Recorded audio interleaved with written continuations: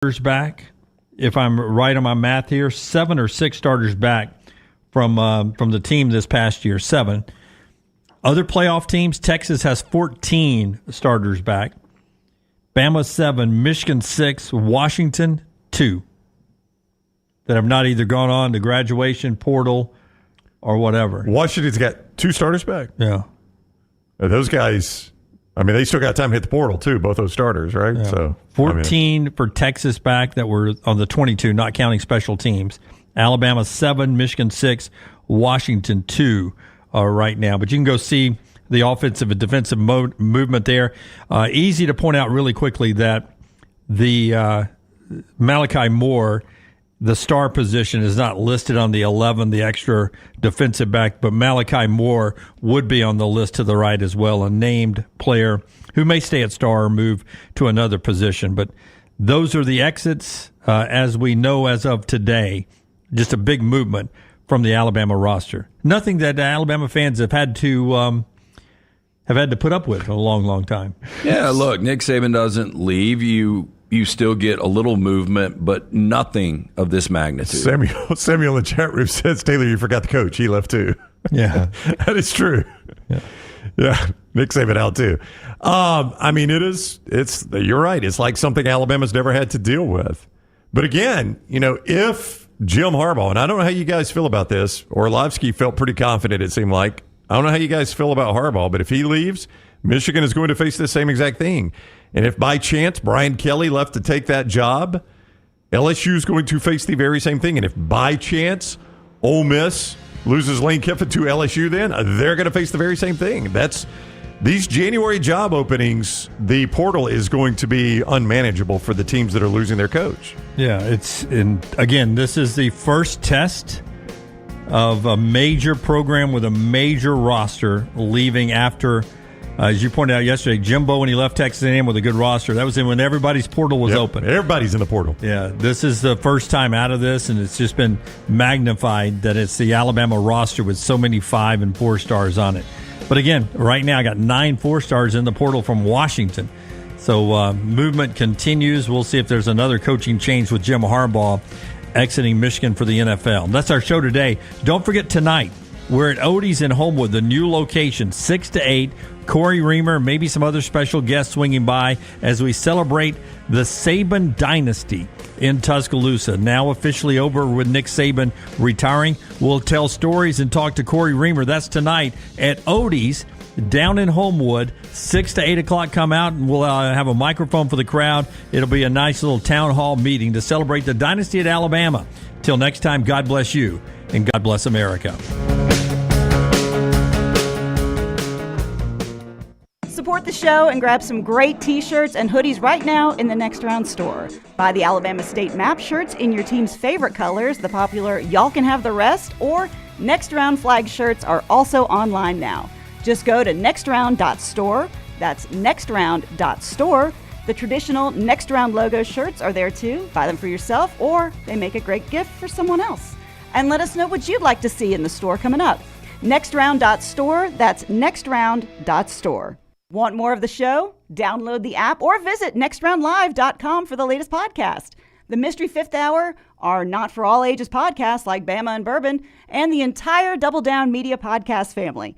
All at nextroundlive.com and on the Next Round app. Follow Next Round Live on Twitter, Instagram, Facebook, and YouTube. The social media team at Next Round Live will share the latest interviews and videos from UAB, Alabama, Auburn, and campuses all over the college landscape. You'll also get the latest highlights and news from the Next Round Live Daily Show. Jim, Lance, and Ryan will share their thoughts. And remember, you can always see the old shows on the Next Round Live YouTube channel. Subscribe, like, and don't forget to comment. Turn on the notifications so you don't miss a thing. It's Next Round Live on Twitter, Instagram, Facebook, and YouTube.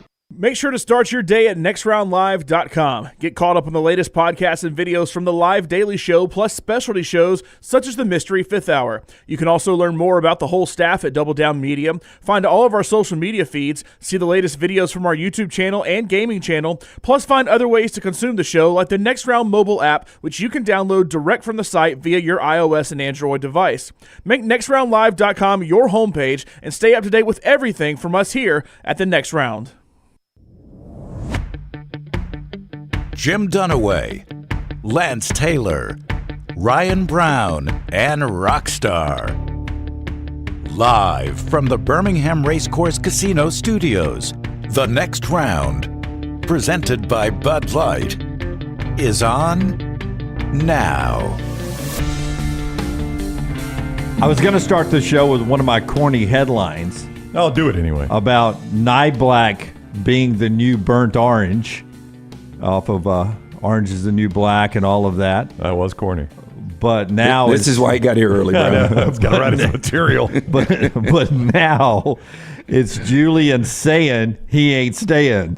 That's the new headline today as the portal continues to turn in Tuscaloosa. The biggest question is how and why can these guys do this with the NLI? We're here, the National Letter of Intent. It's a big quarterback, big day, but this comes on the heels of Alabama getting a quarterback to commit to them last night, the 4-star Austin Mack, who was at Washington, who had reclassified and entered school early for Kalen DeBoer, and now he's coming to Tuscaloosa. So one quarterback coming in, a 4-star commitment to Washington, and one guy going out. There's a look at Austin Mack there. Big kid, man. He's tall. And another guy going out who was the number one overall quarterback in the last class unanimously. And Nick Saban left, so he's leaving too, hitting the portal. A variety of different things out there today. So let's break down another big portal day. LT Gray, just saying, hitting the door. That's not bad. Look, somebody over there, you're my neighbor. Why even sign NLIs anymore? It's kind of true. I mean, what is there is? Oh, they'll die soon because they'll turn into employment contracts. Yeah. Yeah, I was about to say they're really contractually. There is nothing. So signing day will just become contract days. Yeah. Anytime you want to do contract. That's where we're headed. If you're not comfortable with that, you might want to find a new sport because that's what this is going to be eventually. Julian saying one of the highest touted recruits under Saban since Julio Jones. I mean, everybody was saying this is going to be the quarterback of the future, and you get a guy like that before he even throws a pass, steps on field, even plays one season. You get that. You get a guy given a 9th year of eligibility at Miami. More on that later. Yeah, and Cam McCormick. Yeah. It is just a weird world out there. It really is crazy. Now, I thought I was a brilliant mind last night because instantly I saw the Austin Mack commitment, and I looked at Little T, and maybe you too, Brown, and I said, that's probably not good on Julian Saying. You did say that. They probably got a feeling that something about Julian Saying. Now, there are some people that believe this coaching staff may like Austin Mack better than Julian Saying, but that's here or there. I wouldn't be surprised at that. They've actually seen one of them. It's got to be. Yeah, I mean, I'm not saying that there's no way you bring that guy in because you know you risk losing. I know I'm a greedy you-know-what, but I like them both. Yeah, I know you like them both. And I'm not saying he's better than Saying. Don't misunderstand me, but I'm saying I would have to think that having seen him with their own two eyes and scouted him heavily, they're at bare minimum more comfortable with him. Now, that's not to say that Mack is the better of the two quarterbacks. Right. I'm not suggesting that at all. They know what he can do. They've been with him a whole year. He reclassified. Yeah. He's supposed to be in the 2024 class. He was in the 2023 class. Didn't take a snap because of Michael Penix Jr. Has no stats, but he was there practicing, so he is familiar with the system they're going to run. There's no doubt about that. Yeah. And that's not to say he's the better quarterback, and don't mishear me or don't say that's what I'm saying. I'm not. I don't know who the better quarterback is. We'll find out in 3 or 4 years. But you're not saying about I'm not saying. But there is no doubt that the Washington staff would at least have more information on Mack and be more comfortable with Mack. They've seen him. Yeah, look, and Jaden Daniels wins the Heisman Trophy, but guess who played for a national championship? Michael Penix Jr. I still trust that Kalen DeBoer knows his system with Ryan Grubb, and if this is the quarterback that they believe is the future quarterback of Alabama, you got to trust in this guy. Yeah. So just real quickly on how Julian Saying or Jameer Grimsley, because this becomes the next part of the onion. The first, 25 or so guys were veterans on the roster that hit the portal, and many of them have already picked a new destination like Nyblack did last night with Texas. Yeah, those veterans like Caden Proctor and Caleb Downs have played a whole year. I mean, at least we've seen them in uniform. So just when that was starting, I mean, yesterday, Caleb Downs, but yesterday by the end of the show, I was starting to get a little comfortable with the fact, okay, it's trickling now, and these 21 early enrollees of the nation's number 2 signing class was at least going to go through spring. I didn't think, by rule, I didn't think these guys, maybe by rule, they couldn't leave or hit the portal. They'd have to at least go through spring and give these guys a chance to win them over, or maybe some of them to be like, wow, man, a lot of people left. Look, I'm with the ones here at DB. I'm with the ones at receiver. So I thought maybe there was that possibility. So I was starting to see light at the end of the tunnel. And then yesterday afternoon after the show, when I saw Jameer Grimsley announce he was leaving Alabama, he was part of that 21 signing class, early enrollee. So I started to get this anxious feeling. And I remember telling you, Brown, I said, oh, so I guess these guys can hit the portal too. And so now here comes Julian Sand. So there are 19 other early enrollees who I guess are up for negotiation right now. Explain to me the rules, and to all of our listeners, as pretend I'm a caveman and I don't understand the NCAA rules. What is it Michael Scott said? Explain it to me like I'm a 5-year-old. Now explain it to me like I'm a 3-year-old. Yeah. Hey, Geico brought back the caveman. They did. I hate that commercial. Yeah, I do too. Did I ever tell you guys when I was at a Super Bowl in Glendale? It was a Super Bowl. The dude wanted to, you remember this rock star, he wanted to open a bar that was like Frankenstein themed. Drunkenstein's. Yeah, Drunkenstein's. In Birmingham? No, this is when Arizona, and he came with a couple of assault rifles, and he was going to shoot up the Super Bowl crowd. Do you guys not remember that? Yeah, I do not. They nabbed him before on a tip. But at that Super Bowl, I saw the Geico caveman with a beard just walking through one of the portals.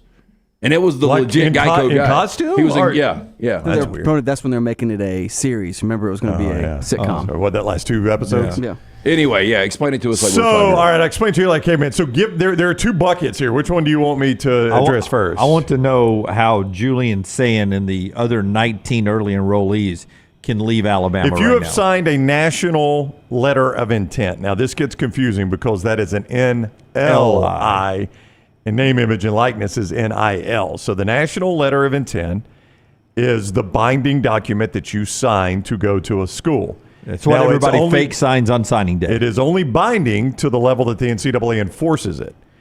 So, and I have been told by those in the business, those that handle this on the day-to-day, that in situations where there has been a coaching change such as this, it is, if not 100%, 99.9999%, that if you appeal to the NCAA, they let you out of the national letter of intent, the binding document.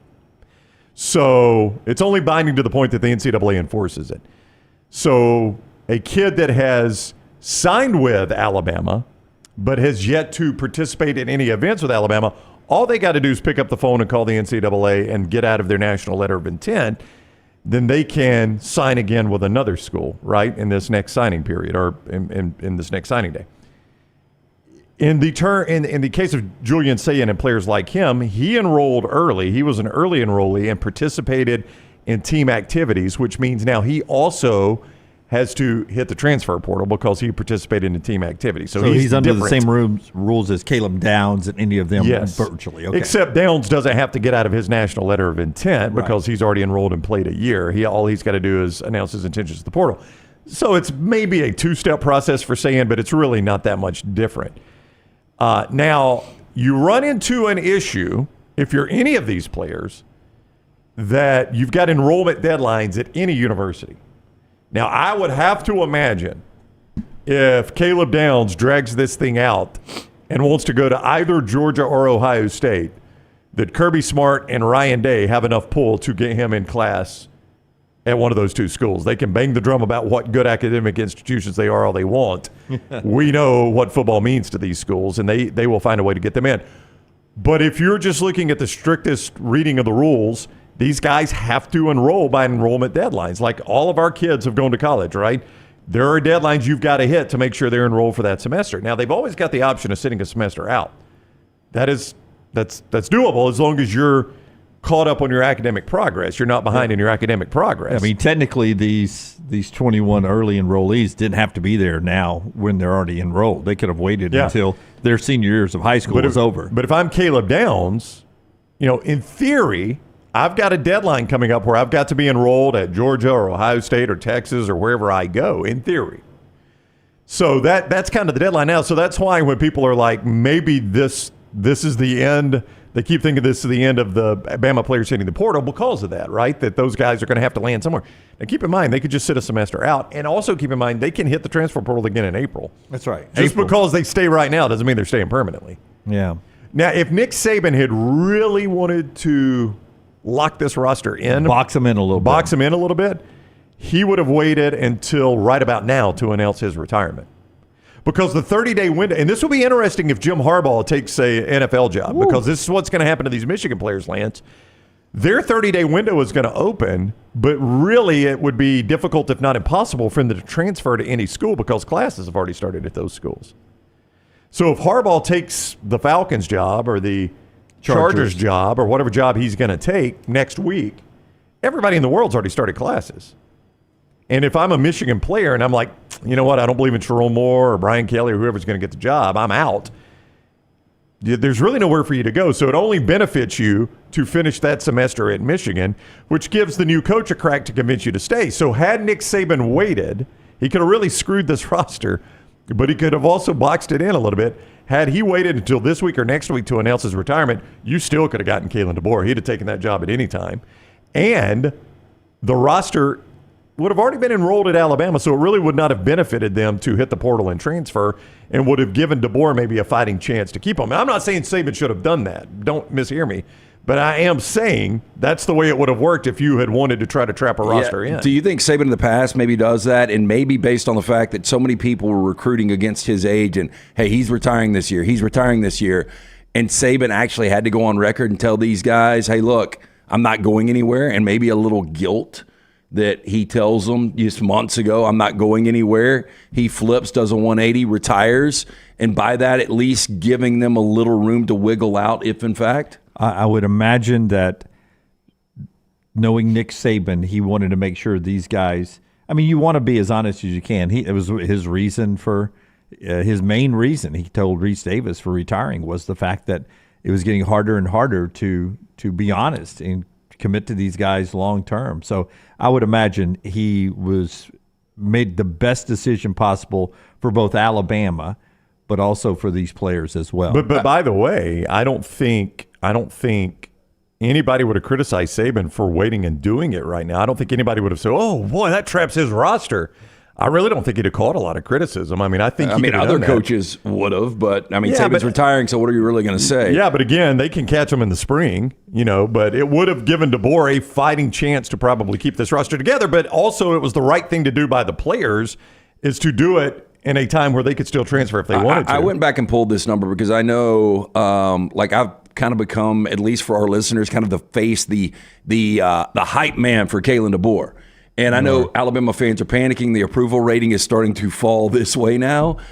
But I went back and pulled these numbers. When he got the Washington job, how many Huskies do you think entered the portal?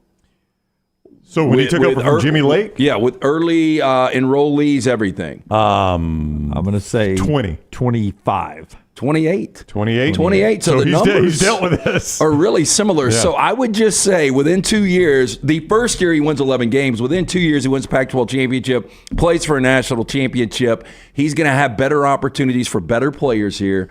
I know it seems like a panic moment, but I would ease down a little bit because he has been in this spot. And I would echo what LT's saying.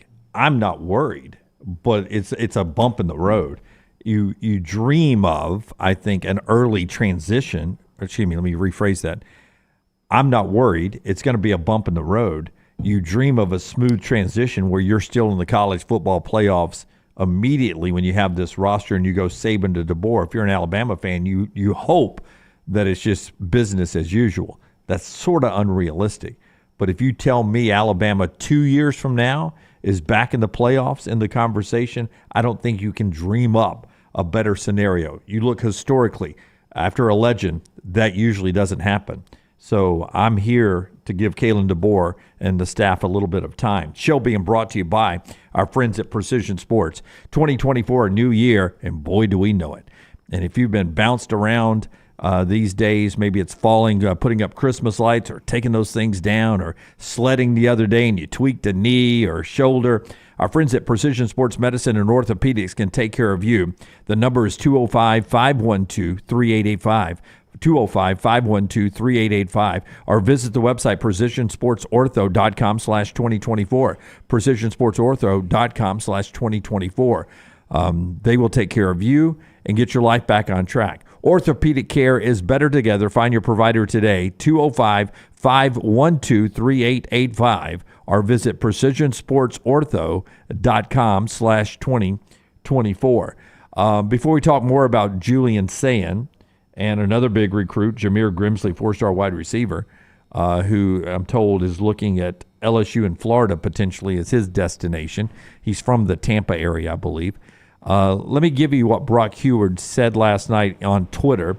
We're going to get an audio clip at some point today from Brock to hear more about this. But this is what he said about Austin Mack. Now, the initial part is about just the another hit to the Washington program where they've got 30 players off their two deep in the national championship game that are not on the roster anymore. So they're going through it too, just like Alabama is.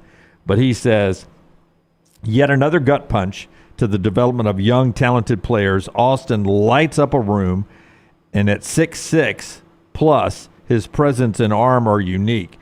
I can promise you all the SEC scribes and Bama social sites will marvel at Mack's set of physical traits. Cam Newton light with a better delivery is the way Brock Heward describes after seeing this guy in practice for 1 year. Yeah, and as you said, we'll get the audio in a little bit. Brock's working on that. He's going to send us a file over.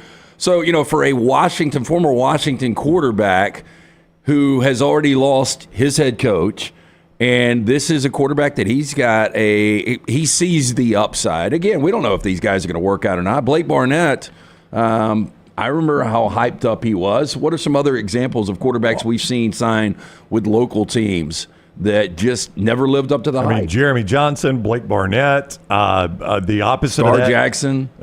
Star Jackson. The opposite of that is Mac Jones. I never really expected much out of Mac Jones, and he had one of the best single seasons in Alabama football history when he was a starter.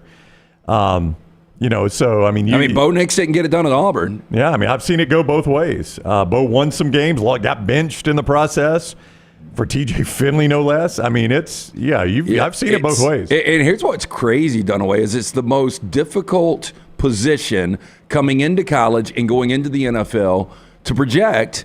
But now in college football, you risk the chance that these guys are going to look around, and I just don't think they like competition. They want sure things now. And so if you have a loaded quarterback room, it's impossible. How about that? It's impossible to have a loaded quarterback room now. Georgia is the great example. How many big names have gone to Georgia, and Stetson Bennett started all those years. That's right.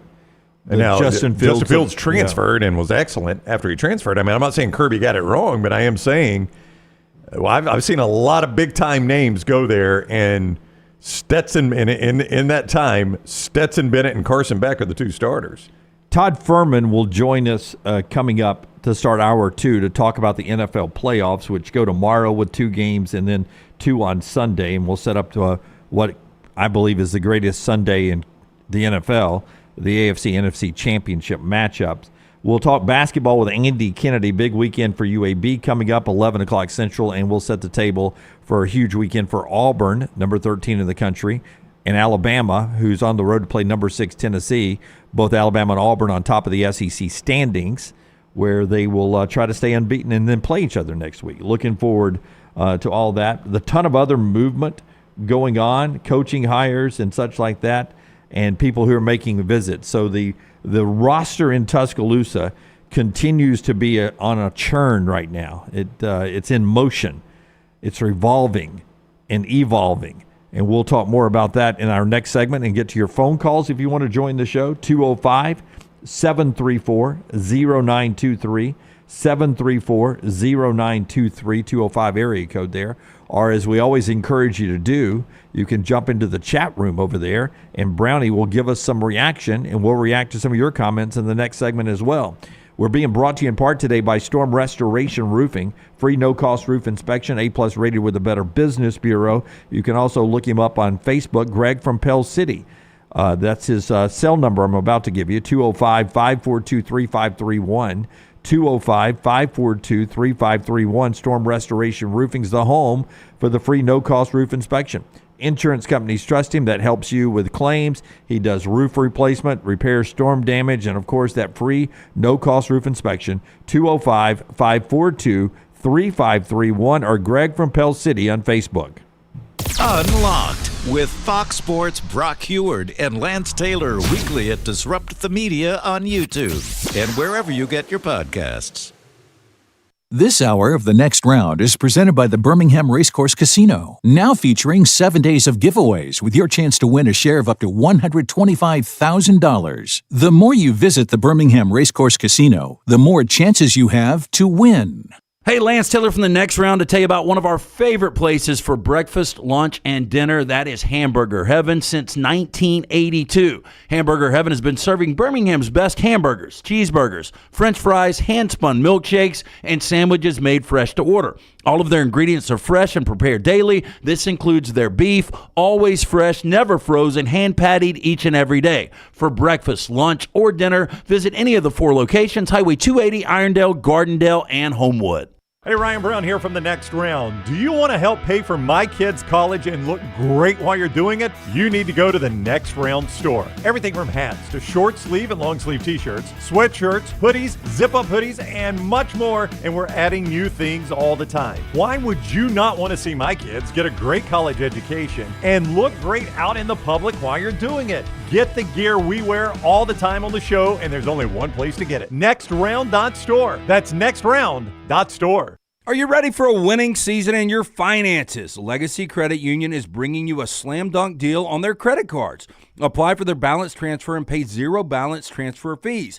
That's right, there is no balance transfer fees, and they're offering a jaw-dropping 2.99% APR for the first 6 months. Whether you're looking to clear the cord of those holiday expenses or just wanting to streamline your finances, apply online today, LegacyCreditUnion.com. Annual percentage rate, terms and conditions may apply. See Credit Union for details. Federally insured by the NCUA. Follow Next Round Live on Twitter, Instagram, Facebook, and YouTube. The social media team at Next Round Live is dedicated to giving you daily news conferences and practice video from UAB, Alabama, Auburn, and around college football. Follow and compare to the sites you used to visit. You'll also get the latest highlights and news from the Next Round Daily Show. Turn on the notifications so you don't miss a thing. Next Round Live on Twitter, Instagram, Facebook, and YouTube. See more at nextroundlive.com.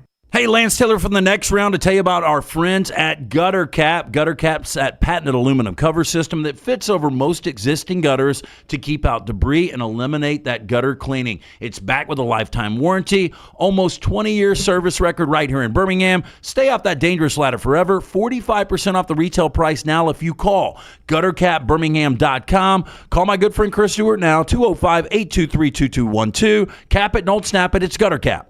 Start your day online with our website, nextroundlive.com. The latest videos, podcasts, and college football stories. It's also a great way to stream the show or shop in the Next Round store. Stay connected by visiting nextroundlive.com. That's nextroundlive.com.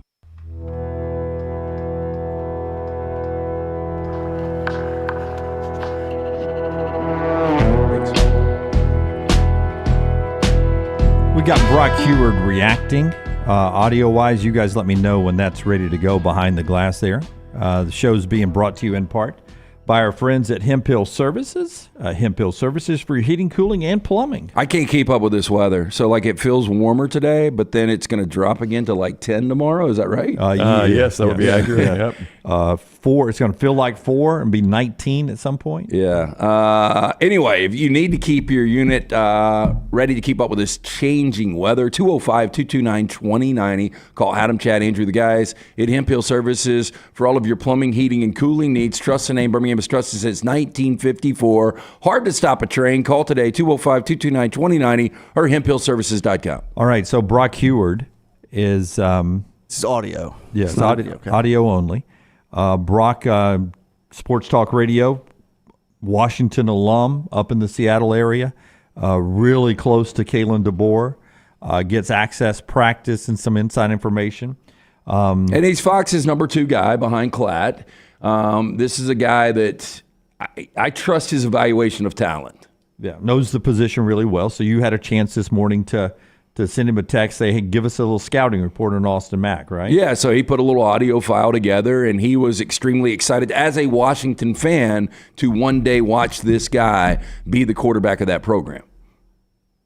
Lance, Austin Mack is a unique dude, man. He is a big guy, about as big a quarterback as I have ever come across, certainly at his age in stage. I don't think people understand. He played high school football at 15 and 16. When my 5-star nephew, Sam, transferred out of Washington, he early enrolled. He turned 17 in the fall. He is gigantic. He is 6'6 plus. I think he's over 240 pounds. And about size 17 feet. I think behind the scenes, people also don't realize that Dylan Morris had a bit of an injury, and Austin took the second team reps for the majority of the second half of the season, and something happened significantly to Michael Penix. A 17-year-old was going to be the quarterback for this undefeated team, and that 17-year-old was Austin Mack. It does not surprise me in this crazy world that Julian is now in the transfer portal, because he can read the room. He can read the room, A, with Arch Manning down at Texas, and see that, man, if an incumbent is there and a stud is there and he decides not to go pro, I'm going to have to sit and wait. B, he reads the room that if a free agent quarterback comes in from a staff that didn't recruit me and they are an advocate for him, the story's pretty much been told, and the numbers are out there, that it is really hard to get your opportunity to have equal footing and compete. I know Alabama fans are freaking out because Julian is an immensely talented kid. I promise you, when you see this guy throw, when you see Austin Mack in person, when he walks in the room, his presence is enormous. He is bright. He is smart. The Husky staff loved him. I was bummed more than any other player for the Huskies that went into the portal was Austin Mack, and I wasn't surprised he ended up in Tuscaloosa because he is immensely gifted. They believe in him, and he has a massive, massive upside. Wow. I mean, it's hard to sing the praises of one player more than what Brock just did there. Yeah, and going back to these guys have had a whole year to work with him. He's going to know the system inside and out because he's played in the system. It's another thing we haven't even gotten to yet because of so much roster movement is the schemes are going to change. The offensive terminology is going to change. This is the first time in 17 years, Alabama is going to change the way they do things. They've tweaked it along the way, but the terminology has been the same for 17 years because Nick Saban made his coordinators learn the Alabama terminology. So all the players on the roster, those that are left, are going to have to learn a new scheme. Austin Mack will come in knowing that scheme. Well, I'll tell you what I didn't realize, and we saw how banged up Penix was in that national championship matchup against Michigan. I didn't realize Austin Mack was the next man up. I did not either. I mean, that would be something else if you're in that situation and you have to turn to a 17-year-old. I mean, I know you like his upside, but do you feel really good about turning to a 17-year-old in that situation? Has there ever been a kid with a bigger shoe size than his age? Yeah, it matched, right? 17-17. Yeah. I mean, that's hard to do. That seems like one of the biggest quarterback feet we've ever had. I'll wear a size 13, and I think I might have hit that at like 14 or 15 years old. I don't think I'm a 13. I hit it at 15. Yeah. I mean, I might have been 12 or 13. I mean, it might have matched for me at one point, like 13 and 13 or 12 and 12. But that's a big old foot right there now, a size 17. Yeah, I mean, take it for what you want. I know Alabama fans are going to panic until you see the product that Kalen DeBoer puts out there. But I'm kind of with you, Dunaway. I think the expectation next year should be college football playoff, no doubt. But I think this thing's going to be fine in a couple of years. There's going to be a ton of attrition. I mean, you guys tell me the coach that could have come in after Nick Saban and held this roster together. I mean, it's an unknown. We'll never know. But would you feel good about any one guy coming in and holding this thing together? Not in these rules. Maybe Kirby Smart. Like if you could have somehow, and it's an unrealistic discussion to have because you weren't going to convince Kirby to leave Georgia for Alabama. Yeah. But if you could have done that and convinced Kirby Smart. I had somebody tell me on text, and I think they were just suggesting this. I don't think they were saying it was a definitive, that Dabo Swinney would have held this roster together. I don't buy that at all. I think it comes down to this, and I would throw Dabo into the possibility if he was smart enough and would be willing to do this. Because Kalen DeBoer, he's looking at this long term, right? He's coming in as a 49-year-old coach with no ties to Nick Saban and that family tree. So he's bringing all of his coaching staff with him, who didn't recruit any of these guys. And if you just go look back to what Caleb Downs' dad said, he was like, part of it was I committed to, my son committed to Nick Saban, and then, wanted to go with the X's and O's and the GOAT. But then, he was there and he started naming Charles Kelly and, all these people that during the recruiting process are not there anymore. And then this 1 year he was there, T-Rob, and now he's gone. And it was like 5 or 6 people in the recruiting process of coaches, including now Nick Saban and T-Rob, that aren't there. So you look at it from the other side, you're Caleb Downs or Caleb Downs' family, everything that was Alabama to you when your feet's on the ground there, the coaches that recruited you and everything, every one of them are gone. So you've got a short period of time in Caleb Downs' world, 3 years, because he'll be off to the NFL, to be with these people, and everyone you've known is somewhere else now, and I'm supposed to trust my one of only 2 years I have left to a bunch of guys I don't know? I understand it. I understand the portal. I'm going to go, and I think he ends up at Georgia. He's going to go to a place he's very familiar with T-Rob. He's very familiar with the scheme, the terminology, I bet's, very like it is in Tuscaloosa. The schemes are the same because of Kirby and Nick's connection. I don't blame a person like Caleb Downs one bit. I think Caleb's going to end up going to Ohio State. I really do. And that's what's going to be so interesting about this is you're going from maybe an unknown with internally what you've got with this new coaching staff to a complete unknown going to like Columbus.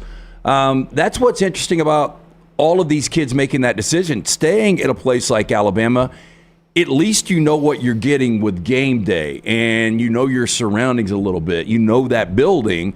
And to take a flyer and just jump because there's a new coaching staff coming in. Last night we had Cory Reamer on with us at Odie's, and we did a little Q&A. And I thought it was really interesting, and it makes a ton of sense that maybe one of the reasons Nick Saban got out is because he couldn't outwork people anymore.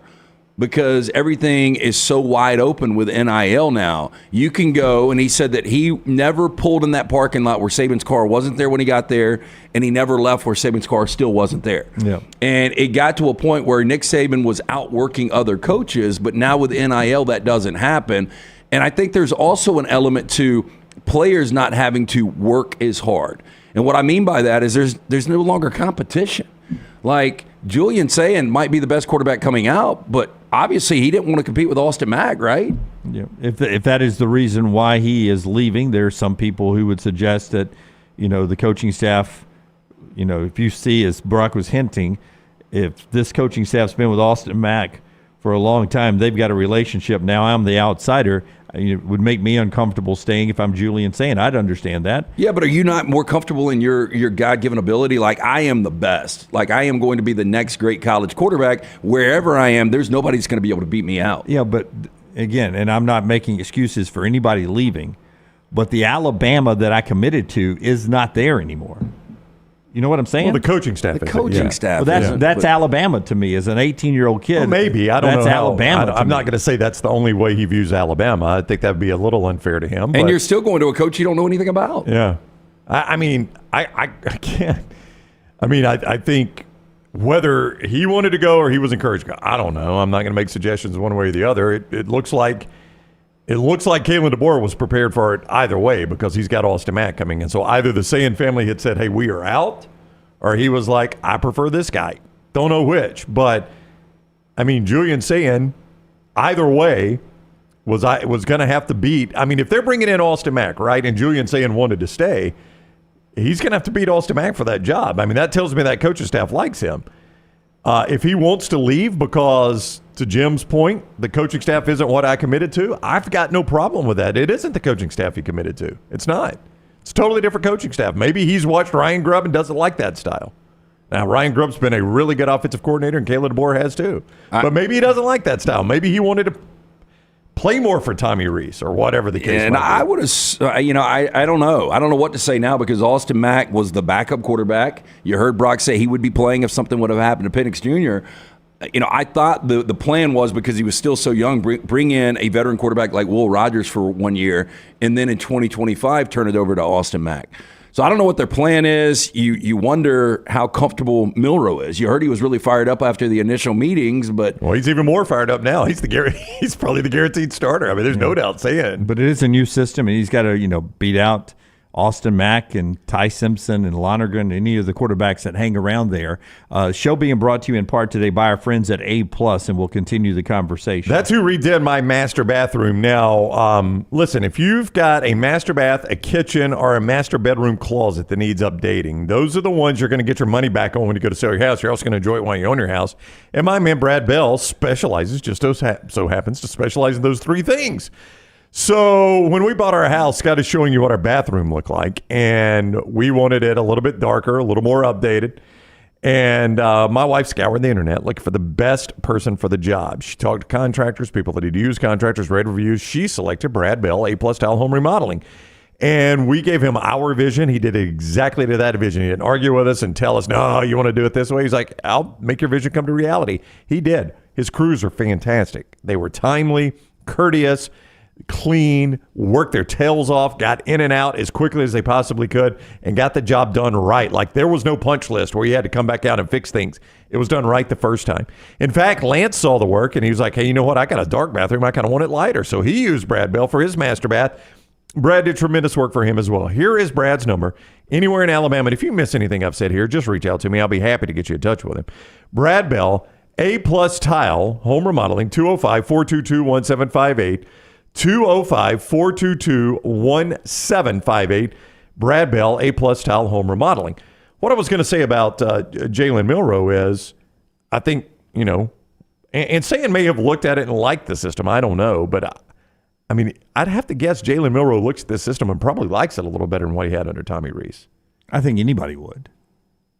I mean, Tommy Rees is a young, inexperienced coordinator. Grubb's been at it a little bit longer, and DeBoer has too as an offensive coach. What does Milroe want? Well, I think Milroe wants to play in the NFL. He wants to play in the NFL. He probably wants to win a championship, play in the NFL. And I think Milroe loves throwing that deep ball. And when you watch Penix and the opportunities he had this past year, look, we all know Milroe's a great athlete, and that's going to help him, whether it's this year in Tuscaloosa or on Sundays in the future. But I do think this is going to refine his skill set and show it off a little more. But if my son were the backup quarterback to Jalen Milroe, and there's been a coaching change, and I thought my son was probably going to be able to be the starter after Milroe, and that new coaching staff brought in a young quarterback, I am going to look at that and say, I'm not saying my kid's not going to get a fair shake, but I'm also saying there's going to be a predisposition towards the kid they're bringing in, right? There's a reason they go bring him in. Yeah, that's what I went to earlier, that Austin Mack, they're familiar with that guy. That's right. So you got to beat out a guy they know and like and have watched for 12 months. Yeah, so I'm not saying my kid doesn't want to compete, but I am saying I might just want him to compete somewhere where there's not a predisposition towards another guy. That's just a natural human reaction. That's not if I'm his dad, that's not a shot at Kalen DeBoer or his staff. That's just natural human reaction that I'm comfortable with what I know. Yep. When we come back, I promised some reaction from the chat room. We'll do that in the next segment. Then we'll get to the NFL. Todd Fuhrman at the top of the hour. Show being brought to you in part today by our friends at the Birmingham Racecourse Casino. This is their studio since day one. We appreciate those guys so much. Our friends at Bud Light, easy to drink, easy to enjoy. They were with us last night at Odie's, which was a great time to sort of celebrate the Saban dynasty, and we did that for a couple of hours last night. Some of that's on our video platform. Remember to like, subscribe, thumbs up on all the platforms at Next Round Live. We'll come back and get some of your thoughts today. Work you guys into the show. It's next right here on TNR. Take the next round anywhere you go with official Next Round gear. Buy yours today at nextround.store.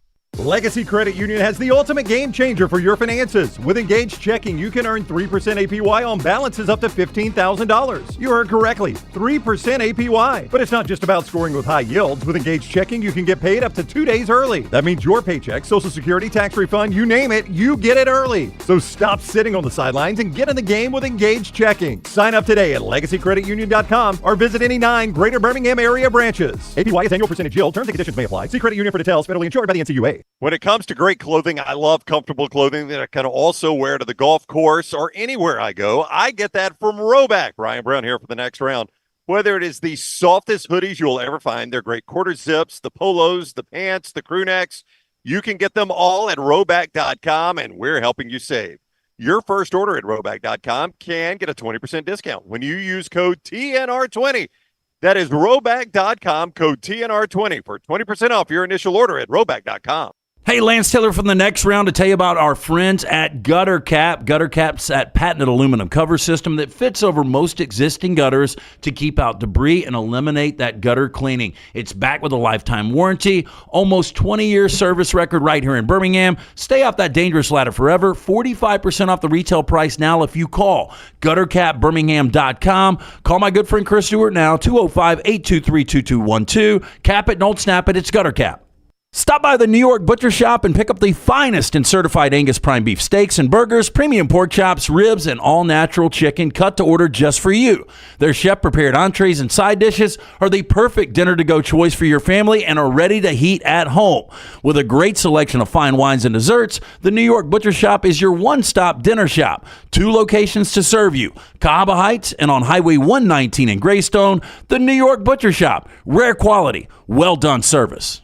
Remember the name Way to Wellness if you're battling weight loss in your life. I'm Jim Dunaway from the next round. There was a time I was over 216 pounds until Way to Wellness helped me lose 45 pounds, and now for over 2 years, they've helped me keep that weight off. Here's their website, aplanforme.com, aplanforme.com. That's a great name for a website because there's no cookie cutter plan. Everything is designed specifically for you. No contract, no sign-up fees, and your first consultation is free at Way to Wellness. Follow Next Round Live on Twitter, Instagram, Facebook, and YouTube. The social media team at Next Round Live is dedicated to giving you daily news conferences and practice video from UAB, Alabama, Auburn, and around college football. Follow and compare to the sites you used to visit. You'll also get the latest highlights and news from the Next Round Daily Show. Turn on the notifications so you don't miss a thing. Follow Next Round Live on Twitter, Instagram, Facebook, and YouTube. See more at nextroundlive.com.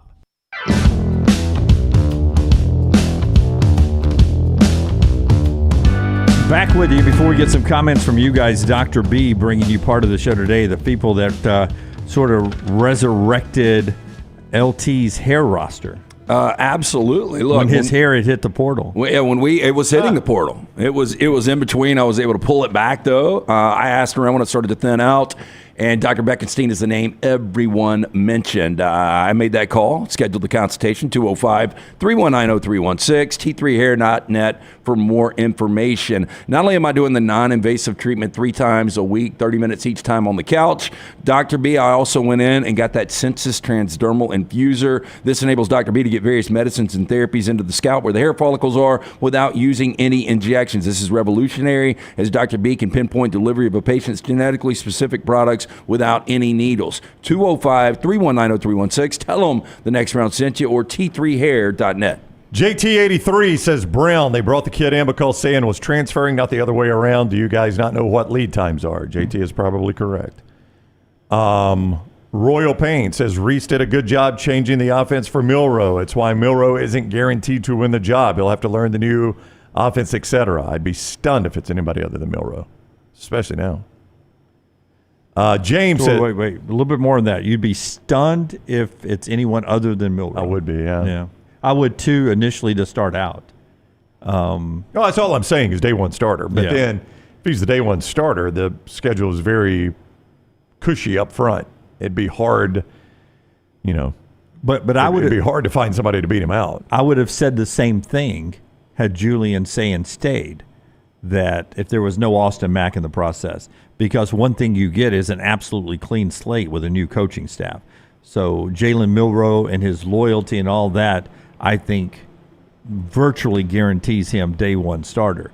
But if you had a 5-star uber quarterback in Julian Sayin, or now Austin Mack, if he lives up to Brock's expectations, I don't think it's a given that Jalen Milroe can hold off the young guy all season long. What would get really interesting, and I know Alabama fans would probably start throwing up all over the place, if Will Rogers, who is yet to commit, if he was to come to Tuscaloosa. I would take it further. If healthy, I will be stunned if Milroe does not start every game. Okay. James, people don't understand these kids didn't come to Alabama because it's Alabama. They came because of Nick Saban. People need to understand that.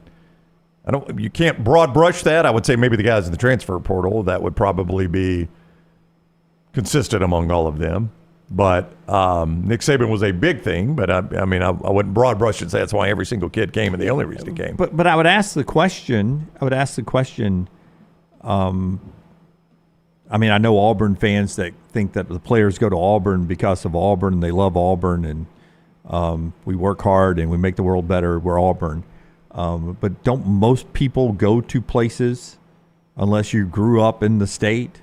But when you're an out-of-state kid, don't you go to a place because of the coaches you've made relationships with, the potential of what they can do for you? Isn't that why you pick a college? Yeah, but I don't think, I think it's, a lot of times it's a toss-up. Like you like Kirby Smart and Nick Saban the same, right? And, maybe there's one thing I like about Alabama I didn't like about Georgia.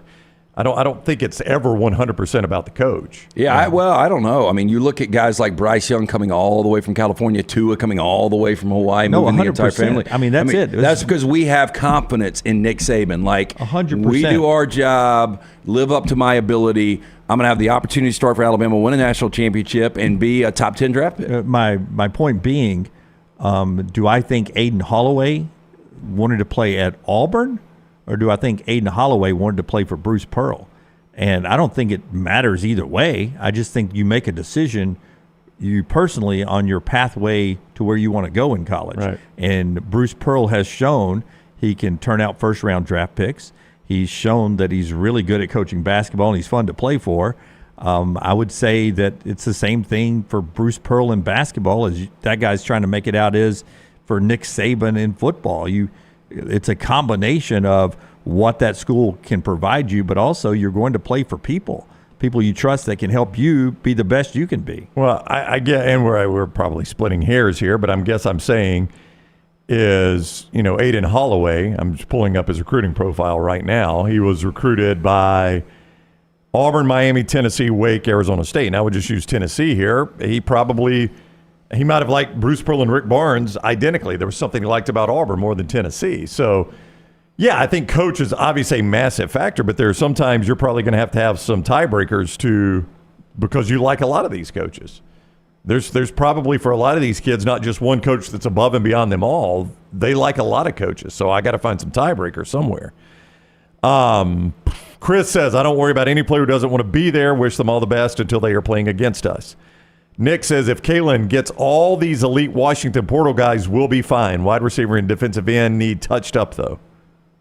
Let me pull up the Washington portal guys. What positions? Well, he says wide receiver and defensive end need touched up. Wide receiver, Jeremy Bernard, 4-star guy. I only put down the 4 or 5 stars. I didn't have any 5 stars that are in the portal. Tight end? Got none of those.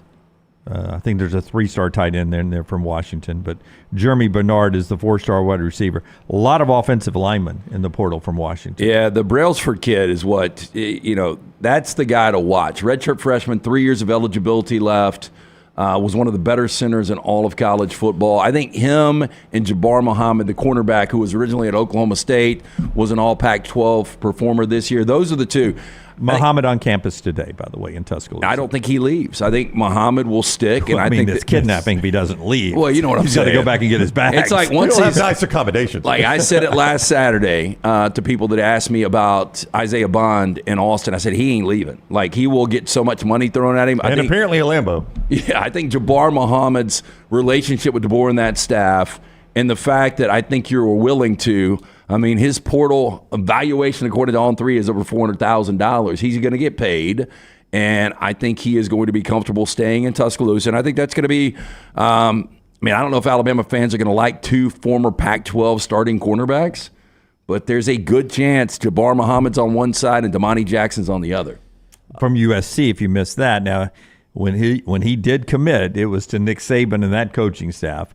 While at practice after USC season was done, while Alabama was out preparing for the Rose Bowl, he visited both the Michigan and the Alabama practices and made his commitment to Alabama. We're right there in the practice field, we're told. And you would assume he's still hanging around with Alabama, but you don't know. I haven't heard anything. Yeah, he could be a portal guy too, I guess. Is he like once you're in the portal, are you still in the portal for a little while? Like even if you've committed somewhere, is he still sucked in? He'll probably get spit out in Fanville. Yeah, wait. I do think Isaiah Bond, he went in the portal, was like 6 hours later, right? I mean, I don't think it was any surprise. I do think it's interesting with Caleb Downs because being a Georgia kid, Georgia is the premier program right now in college football.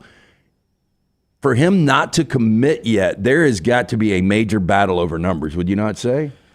Yeah, I would say it's heated recruiting right now. I don't think there's any doubt about it. And they're probably trying to maximize the deal because, I mean, if you're Caleb Downs, you want this to be your last stop, don't you? I mean, I don't think Caleb Downs envisioned ever hitting the transfer portal from day one.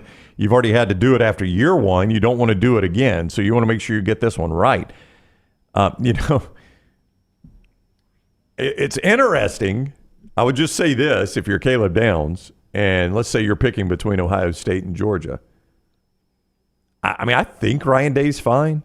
I don't really know what Ryan Day is doing right now, though. Well, we're going to talk about his new OC hire, which I think had everybody scratching their head last night because he's the play caller usually. Yep. But he's going to Bill O'Brien, and we'll break that down a little bit later on. I don't think you could potentially say that Ryan Day's 100% safe. So, I mean, I don't know if that factors into your decision-making. Like, I know Kirby Smart's 100% safe, short of executing somebody at midfield. I don't think Kirby's losing his job. So, and the fact of the defensive staff you have over there and what Georgia puts into now a lot of them go to play for the Eagles, but they put a lot of players into the NFL on defense. A couple of more comments before we get to the top of the hour. If you have any more over there.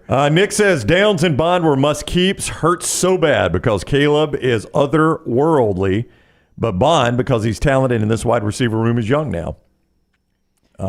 I just, with Bond, it was, according to him, it was a business decision. I just don't think Alabama wanted to pay him what was being offered by Texas. I would ask you, and I'll pull him up, Brown. I don't want to put you on the spot. I'll pull him up. But just the belief in real time as the season was going on, Alabama, the receivers played so much better this year than they had the previous 2 years.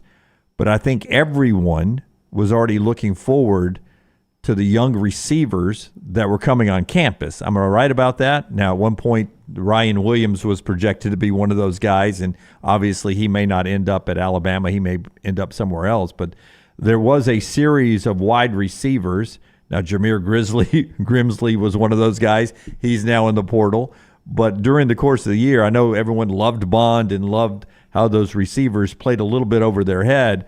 But I had the feeling that people were already looking to this receiving class that was coming in as these guys are bringing some new young talent to campus. I will say that a lot of people think Bond was going either way, that it was not even at all related to Nick Saban retiring. And some of Bond's comments, as we mentioned, they were strays on Jalen Milroe, would indicate that he wanted to go play for another quarterback. I think Bond was less about coach and more about quarterback. I think that's unfortunate.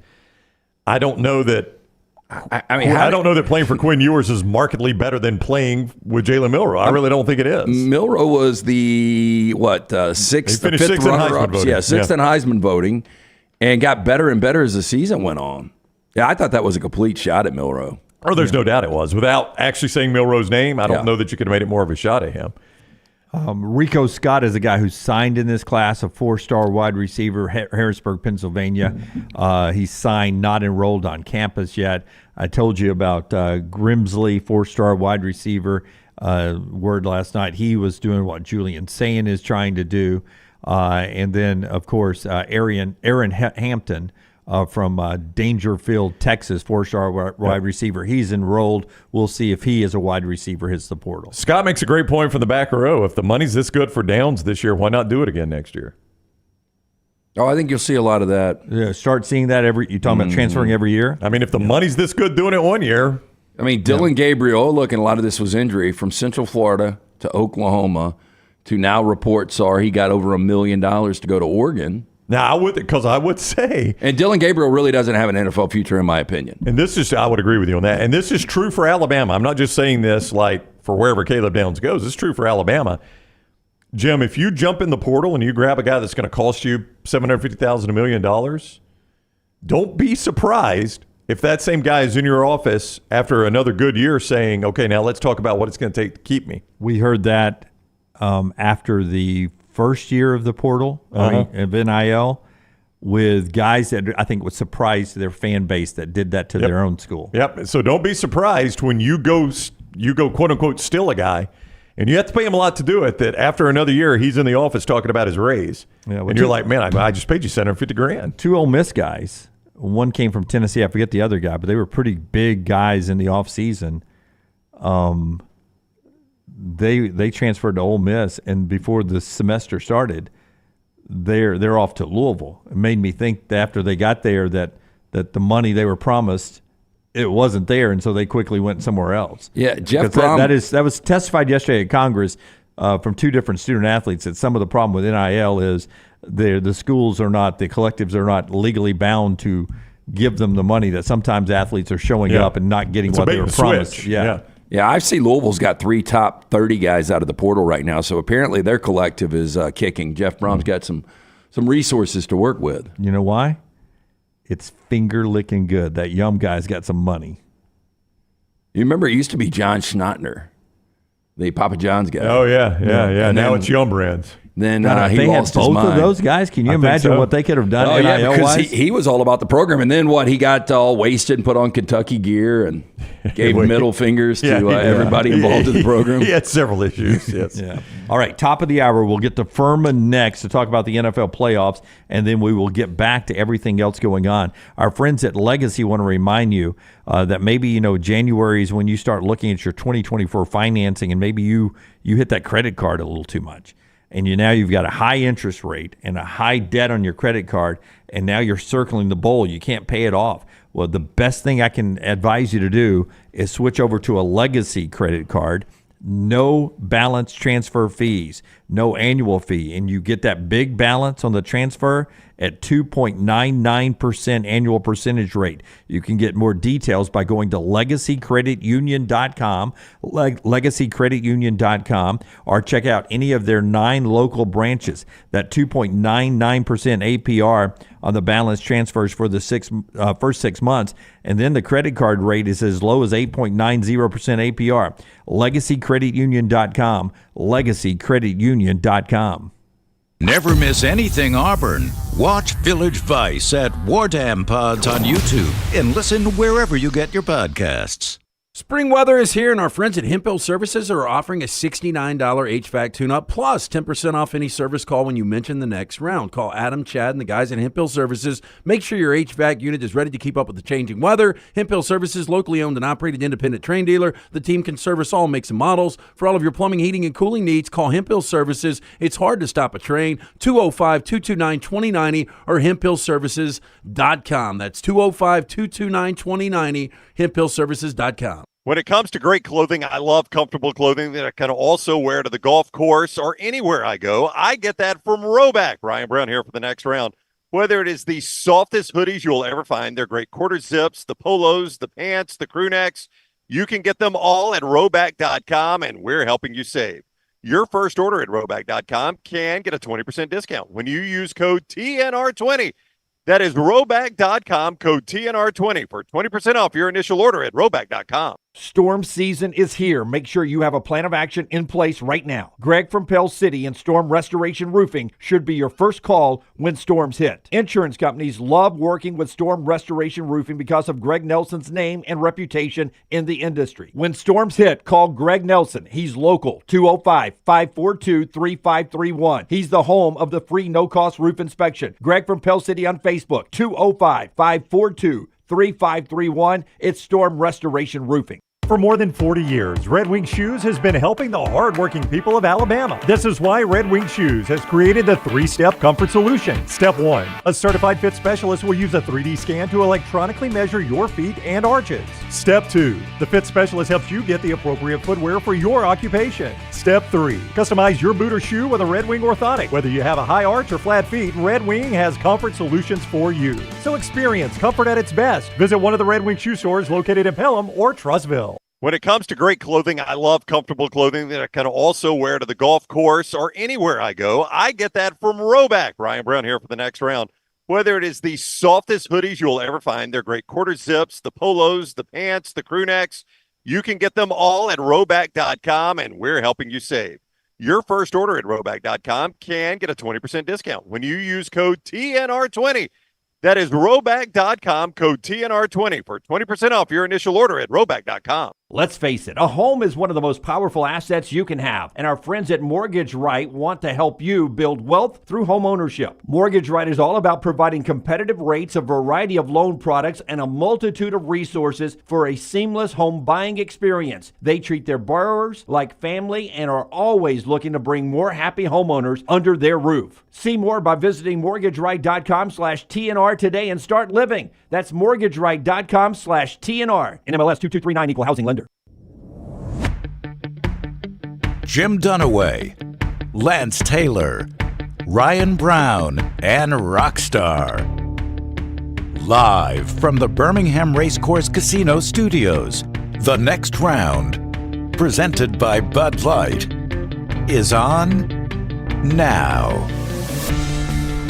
Coming off of 5-2 night last night, incredible week for Lance'sLock.com. Lance'sLock.com. We're about to talk everything with the divisional playoffs with our man, Todd Fuhrman, out in Vegas, BetTheBoardPodcast.com. Before we get to him, tell us about Woodhouse Day Spa. Man, if any fan base needs a little day spa trip right now, it's Alabama, Washington.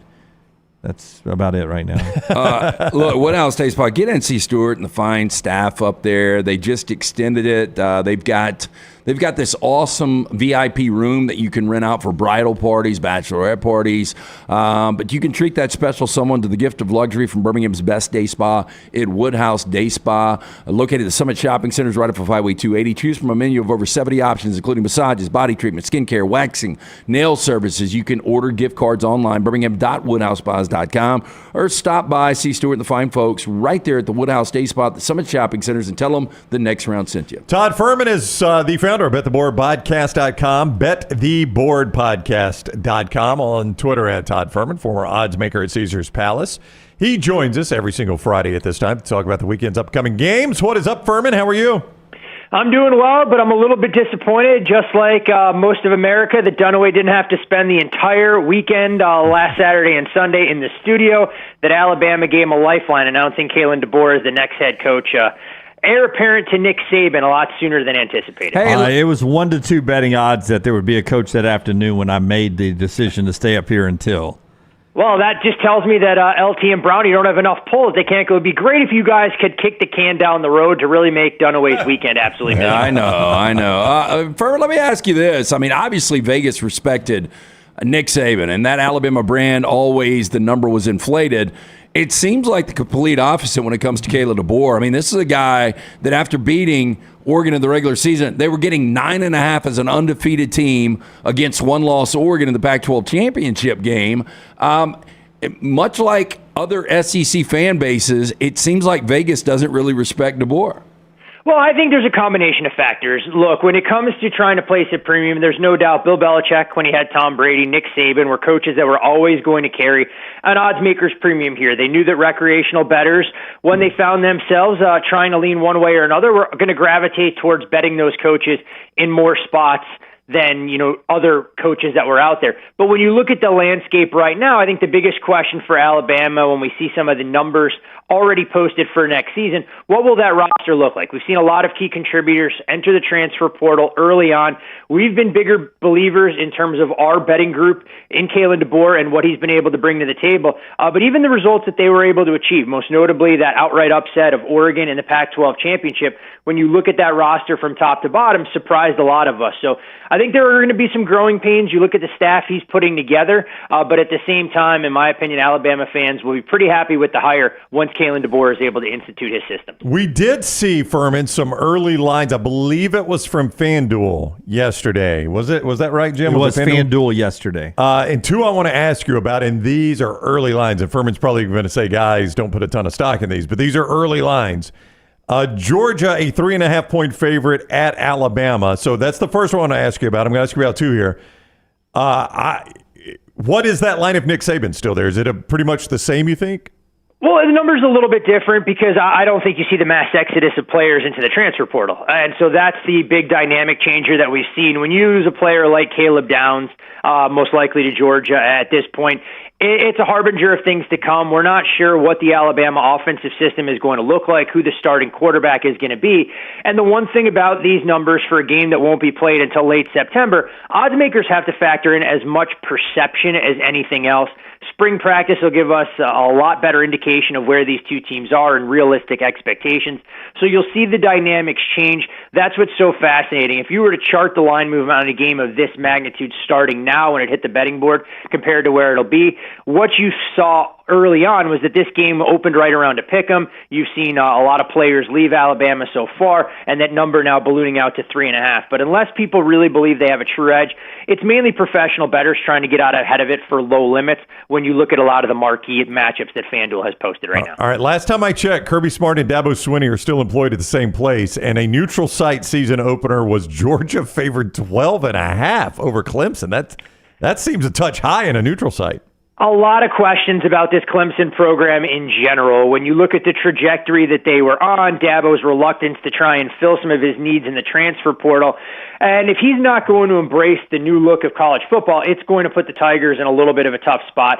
I think Georgia right now, when you look at the betting market and how short they are to win the national championship, going to be overvalued in a lot of these early season matchups. And I am real curious to see if this number ballooned out to 14 before kickoff on a neutral as we start to get a better idea of what this Clemson roster will look like. But the biggest issue facing the Tigers, at least for me, can Kate Klubnik take the next step in his development?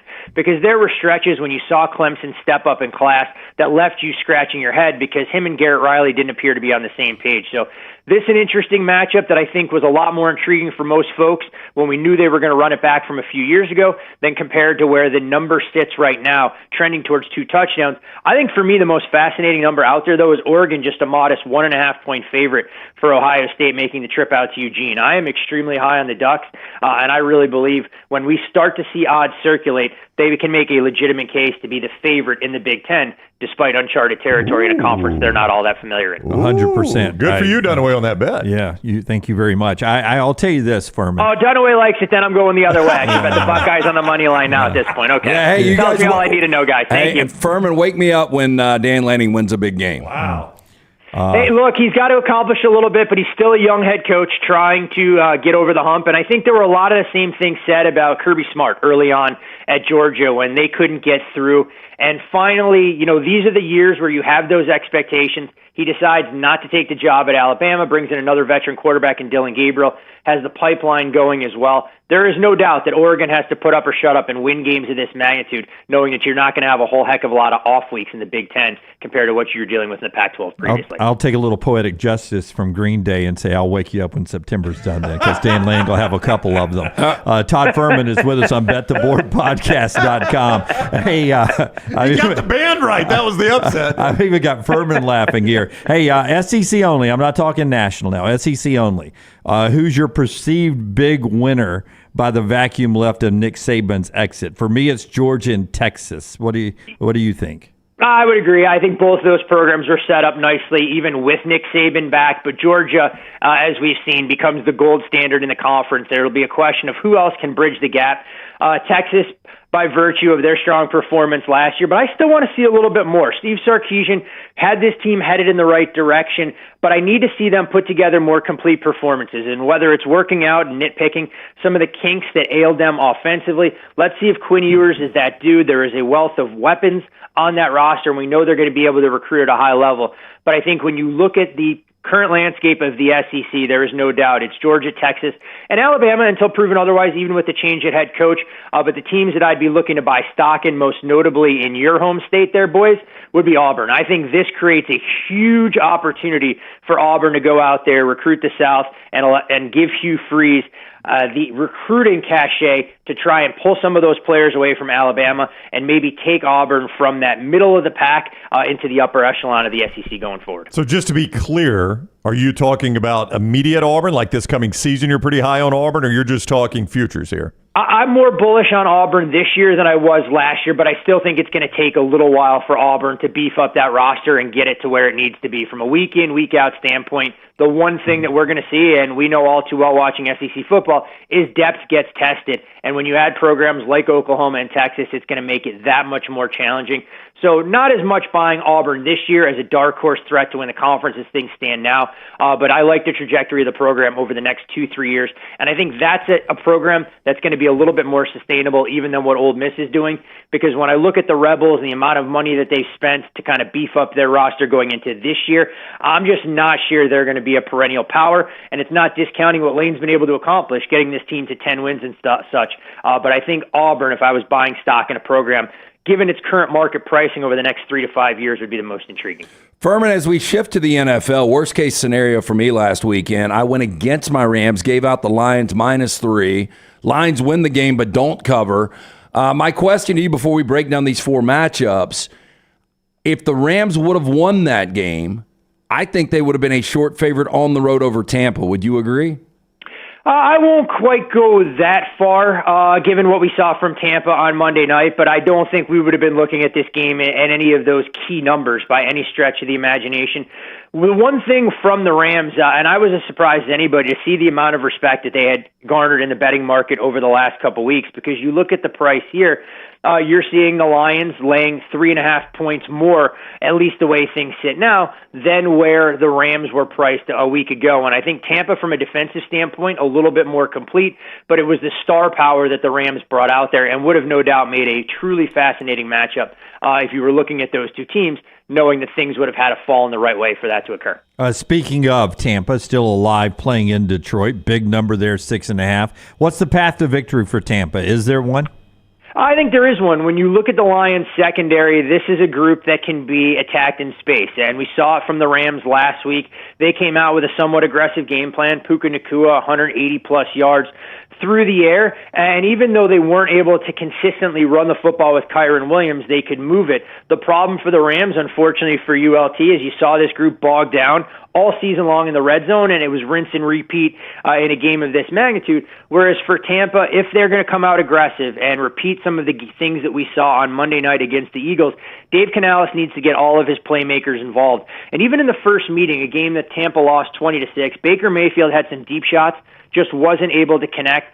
I like this Bucs defense a lot more than most, especially when they're healthy. You look at some of the big bodies they have along the defensive line and Kancey, how you've seen other young players get slotted into right spots like Zion McCollum and Yaya Diaby. I think that the Bucs defense can make the Lions a little bit more one-dimensional. Baker can make some big throws, and we're in for a 4-quarter fight in Motor City on Sunday afternoon. Todd Fuhrman, bettheboardpodcast.com, bettheboardpodcast.com, and on Twitter at Todd Fuhrman with us on the JohnstonRVCenter.com hotline. There are 2 9.5-point underdogs on Saturday as I look at it right now, Houston and Green Bay. Give me the one you feel best about having a shot.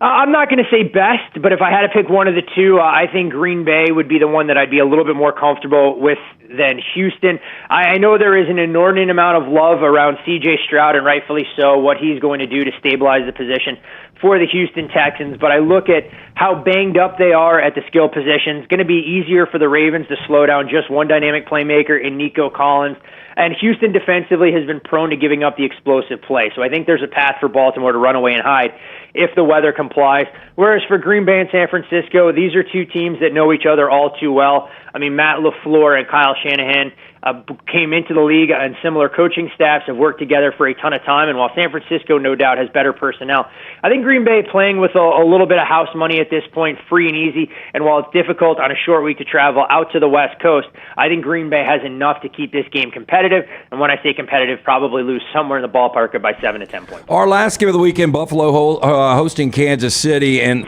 I'm getting worn out on Mahomes. Allen is Brady Manning. Allen has won nothing. These two have matched up 6 times. And in the regular season, Josh Allen has kind of owned the Chiefs 3-1. But in the postseason, the Chiefs have completely dominated Buffalo 2-0. Mahomes 10-5 against the number in the postseason. Allen only 3-6. Small number here in Buffalo. What do you like? I think some of those comparisons are being made because when you look at this meeting on Sunday, it'll be the 7th time they've played in a 4-year span, and the only other quarterbacks that we've seen do this that weren't in the same division were Brady and Manning from 2003 to 2006. So you can understand why they want to try and drum up the narrative, but I'll make the case that this is the most watered-down version of the rivalry that we've seen, knowing Kansas City's issues offensively, some of the defensive concerns you have with Buffalo, and odds makers have done a great job hanging this right below the key. Every time it gets to 3, you've seen an appetite from pros looking to back the Chiefs. You also have some interest in laying the 2.5 for Buffalo. For me, I'll take a slightly different approach, and I think there are multiple paths for you to be able to cash a bet like this. It's betting Buffalo's team total under 23.5. I can see where Buffalo wins and covers this game in a low-scoring contest like we saw earlier this year at Arrowhead, and I think Kansas City's only chance is keeping Buffalo below that 24-point threshold, knowing from an offensive capabilities, even with Isaiah Pacheco back in the fold, they just can't go out there and outscore some of their problems. We did see Andy Reid, though, and Patrick Mahomes, to their credit, get their playmakers involved last week against the Dolphins. It was Pacheco, Kelsey, and Rice representing 70% of the offensive touches, and I think you'll see something similar here, knowing that Buffalo's defense won't be at 100%. As we learned earlier this week in a Tampa news conference, the Lions play in a dome stadium. Is weather impacting the Ravens, 49ers, or Bills home game to the point that you have to adjust a line or will impact the outcome of the contest? It depends how those pregame walkthroughs will go in the hotel parking lot. So hopefully Todd Bowles is able to line up a ballroom accordingly and keep those folks from being out in the frigid elements, because anyone knows that has had to scrape ice off their car in sub-zero temperatures. All it takes is 2 minutes. You start to tingle in the fingers a little bit, and that could change some of the catching prowess that Mike Evans didn't have on Monday night against the Philadelphia Eagles. But as far as overall game impact, no, I don't think the ambient temperature outside will impact the Bucs' game planning. We'll be very curious to see what Tampa is able to do to try and make this Detroit team a little bit more one-dimensional and take away the ground game, knowing that Detroit did not have Jahmyr Gibbs in that first contest, and David Montgomery left early with injury. Okay, I'm all in on the joke. I was seriously asking, is there any weather in the other 3 locations that are impacting your number in any way? The only weather forecast that I'm watching right now is the Texans and Ravens. It appeared early in the week that we were supposed to have much stronger winds than the forecast is showing. We'll see how that changes over the next 24-plus hours. Chiefs and Bills is going to be cold, but it doesn't look like the weather from a wind or wintry mix is going to impact how you handicap that side or total. So Houston and Baltimore, the one game, at least the way things stand now, where Mother Nature could have a bit of her say. Okay, as we wrap with Todd Fuhrman, you told us last week the college coaching betting markets are very inefficient. I don't know what the NFL coaching odds markets are. So to the level of their efficiency, how do you feel about Bill Belichick to Atlanta and Jim Harbaugh anywhere in the NFL? I mean, they keep saying that Belichick's going to get a second interview. We know the Falcons have blown leads in the past to Bill Belichick. We'll see if history repeats itself when they have a competitive advantage. But I think this one seems a lot closer to getting done. I won't say it's a first and goal situation, but I think if Bill ends up anywhere, it is in Atlanta.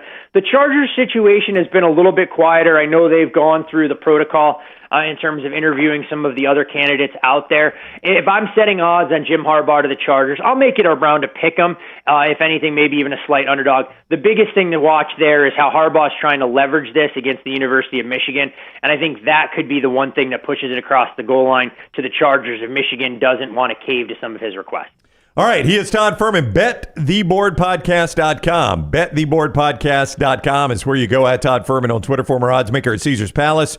You can get all the games more in depth than we went right here at BetTheBoardPodcast.com. Fuhrman, thank you. Have a great weekend. Always a pleasure, gentlemen. Best of luck with your picks this weekend. All right, you too. Take care. Fuhrman with us on the JohnstonRVCenter.com hotline. Last night, thank you so much to the fine folks at Odie's new location there in Homewood. Rockstar, can you give me cut 2? I want to just give you a sampling here of some of the stuff we talked about when celebrating the dynasty there at the University of Alabama with Nick Saban. Cory Reamer was on the show, and you see all of us were there with him. And last night we did a long 2-hour Q&A about the dynasty there. And LT got Cory to talk about the first meeting and that first off-season program. And here's a snippet of what you can get still on our video platforms, both at YouTube and wherever else you get the next round. Here's Cory Reamer last night at Odie's. The one thing about Coach Saban was he was always transparent. You knew exactly where he stood. He wasn't going to sugarcoat anything. And at that point in his career, taking over this program, there was no sugarcoating any of it. Like, he just kind of came in and was like, we're about to get after it. We're going to figure out what we've got, and we're going to try to figure out how to run some of y'all off. You know, it was kind of like a veiled threat. Like, if some of y'all leave, then that's going to be part of it. But fourth quarter program usually was like 3 weeks long. And that year, I think we did 8 weeks of fourth quarter program. And we had guys that ended up quitting because it was too much. And he put us through hell. And it was it was such a blur, because as soon as he landed and was the head coach, it was immediate that we were off and running, and you didn't even have time to really think about it. Well, you said Rocky Colburn was working you guys hard the day you found out Saban was going to be there. How different was it that first fourth quarter meeting when you guys went out, and what do you remember about that? I remember the thing is just how detailed he was from what we wore. Like, when we did our conditioning program when Shula was there and Rocky was there, you'd have guys wearing backwards hats. Nobody was dressed the same. It was just whatever you wanted to wear. You're just going out there and working out. And I remember when he shows up and Cochran's there, and everybody has the same logoed shirts tucked in, no hats, same socks, tube socks, black. Everything was the same. Everybody looked the same. And then 8 stations, we thought what we were doing was difficult. And then we figured out what the two-a-days or the fourth quarter program was all about. There were trash cans set up every 5 yards, and I don't think there was a single soul that did not end up puking that first week of just getting acclimated to his practices were this way too. You never stopped moving. Like, we used to just take a knee, drink some water, get some rest. Like, it was just a completely different. I just remember guys that were so pissed. Like, they did not sign up for this. They didn't want any part of it. And these were guys that were starters the year before. And the leadership of that team was very thin, I would say, at that point in time. And there were guys that were huge contributors that were really not good for the locker room, because this was the hardest they've ever worked and the most demand they've ever had put on them in their entire football career. So that whole thing was a blur. I just remember Scott Crocker and Freddie Roach was funny. Like, when he came back to help coach, he was like, how have y'all not punched that guy in the face? Yeah, because all he does is he's like, I swear if I was a player here, because he was a GA in the weight room, and he was like, it takes every ounce of me not to punch that guy in the face every single day, because all he does is just scream. How do y'all not get tired of it? I'm like, man, I guess it's like having a kid. You just get used to him screaming all the time. You don't even hear it. But, man, what a different vibe, what a different pace of everything that we possibly could do. One of Cory Reamer's stories last night, you can get the whole interview up there last night. It was fascinating just to go back to the beginning and hear how the dynasty was built. It really was. Some great story. One of my favorite. First of all, you can tell Reamer is neighbors with Rockstar, because he's talked about a kid that wouldn't quit screaming all the time. He's got 2 of them himself. Yeah, he does. One of my favorite Reamer stories, though, was when he said Saban called him in his office for the one-on-one. He's like, man, and Reamer came to Alabama as a safety. You guys remember him as a linebacker. He actually came out of Hoover as a safety under Mike Shula. And Saban says to him, man, you know what it takes to play safety in this league. You got a good hip swivel. You got to have good legs, good knees. And that's why we're moving you to linebacker. All right, guys. That was part of our night last night at Odie's. Thank you so much to that staff there at Odie's at both locations. But we were in Homewood last night. Tell us about our friends at Odie's. Yeah, I know we do appreciate Dayton Miller, Will Haver, those guys allowing us to come out and have access. A lot of fun. But if you're looking for live music, they do live music both locations on Fridays and Saturdays. When are you guys playing again, Rocky? Will's Dayton Rockstar featuring Doug is be back on next Saturday. Okay, there you go. So live music tonight, tomorrow night. Stop in, enjoy some of the great food from Rodney Davis. Pimento cheese sandwich. Does that sound good? Toasted pimento cheese sandwich. a little chili on the side today. Maybe some of those delicious wings, great burgers. Rodney Davis has been cooking up that food for more than 3 decades. Get in, see Will Haver, 2 locations, the original in Crestline, now in Edgewood. Okay, when we come back, we'll reset what is going on with the Alabama roster, and then I'll ask you guys the question I asked Fuhrman. A little bit of a power vacuum, if you will, with Nick Saban out of the SEC. Who's the big benefactors and all of that? The conversation continues next, right here on TNR. Follow The Next Round on Twitter, Instagram, and Facebook at Next Round Live. This hour of The Next Round is presented by the Birmingham Racecourse Casino, now featuring 7 days of giveaways with your chance to win a share of up to $125,000. The more you visit the Birmingham Racecourse Casino, the more chances you have to win. If renting is putting a dent in your bank account, here's your sign from the universe that it's time to buy a new home. And who better to help you through the ins and outs of home buying than our friends at Mortgage Right. With Mortgage Right, you don't have to worry about becoming a short notice mortgage expert because they do all the heavy lifting for you. They're trusted mortgage professionals and they'll help you choose the right mortgage option and stand by your side every step of the way. Visit mortgageright.com/TNR to buy before renting runs you dry. That's mortgageright.com/TNR. NMLS 2239, Equal Housing Lender. Hey, if you're looking for Birmingham's best pizza, you need to stop in and see our friends at Slice Pizza and Brew. It's as local as you can get, from the ingredients that go into every pizza to the beer on tap. For a great lunch or dinner, go see our friends today, Vestavia or Lakeview at Slice. When it comes to great clothing, I love comfortable clothing that I can also wear to the golf course or anywhere I go. I get that from Roback. Ryan Brown here for the next round. Whether it is the softest hoodies you'll ever find, they're great quarter zips, the polos, the pants, the crew necks, you can get them all at Roback.com, and we're helping you save. Your first order at Roback.com can get a 20% discount when you use code TNR20. That is Roback.com, code TNR20 for 20% off your initial order at Roback.com. For more than 40 years, Red Wing Shoes has been helping the hardworking people of Alabama. This is why Red Wing Shoes has created the 3-step comfort solution. Step 1, a certified fit specialist will use a 3D scan to electronically measure your feet and arches. Step 2, the fit specialist helps you get the appropriate footwear for your occupation. Step 3, customize your boot or shoe with a Red Wing orthotic. Whether you have a high arch or flat feet, Red Wing has comfort solutions for you. So experience comfort at its best. Visit one of the Red Wing shoe stores located in Pelham or Trussville. Fire damage to your home or business is something you never want to consider. Ryan Brown here from the next round. But in the horrible event it happens, Dry Tech is here to help. They respond quickly and will reply to you within 20 minutes when you call 205-637-0143. They're working for you, the customer, not the insurance company. They've got 5 crews ready to go 24/7. Don't call the insurance company first. Call Dry Tech. Just remember this website, mydrytech.com.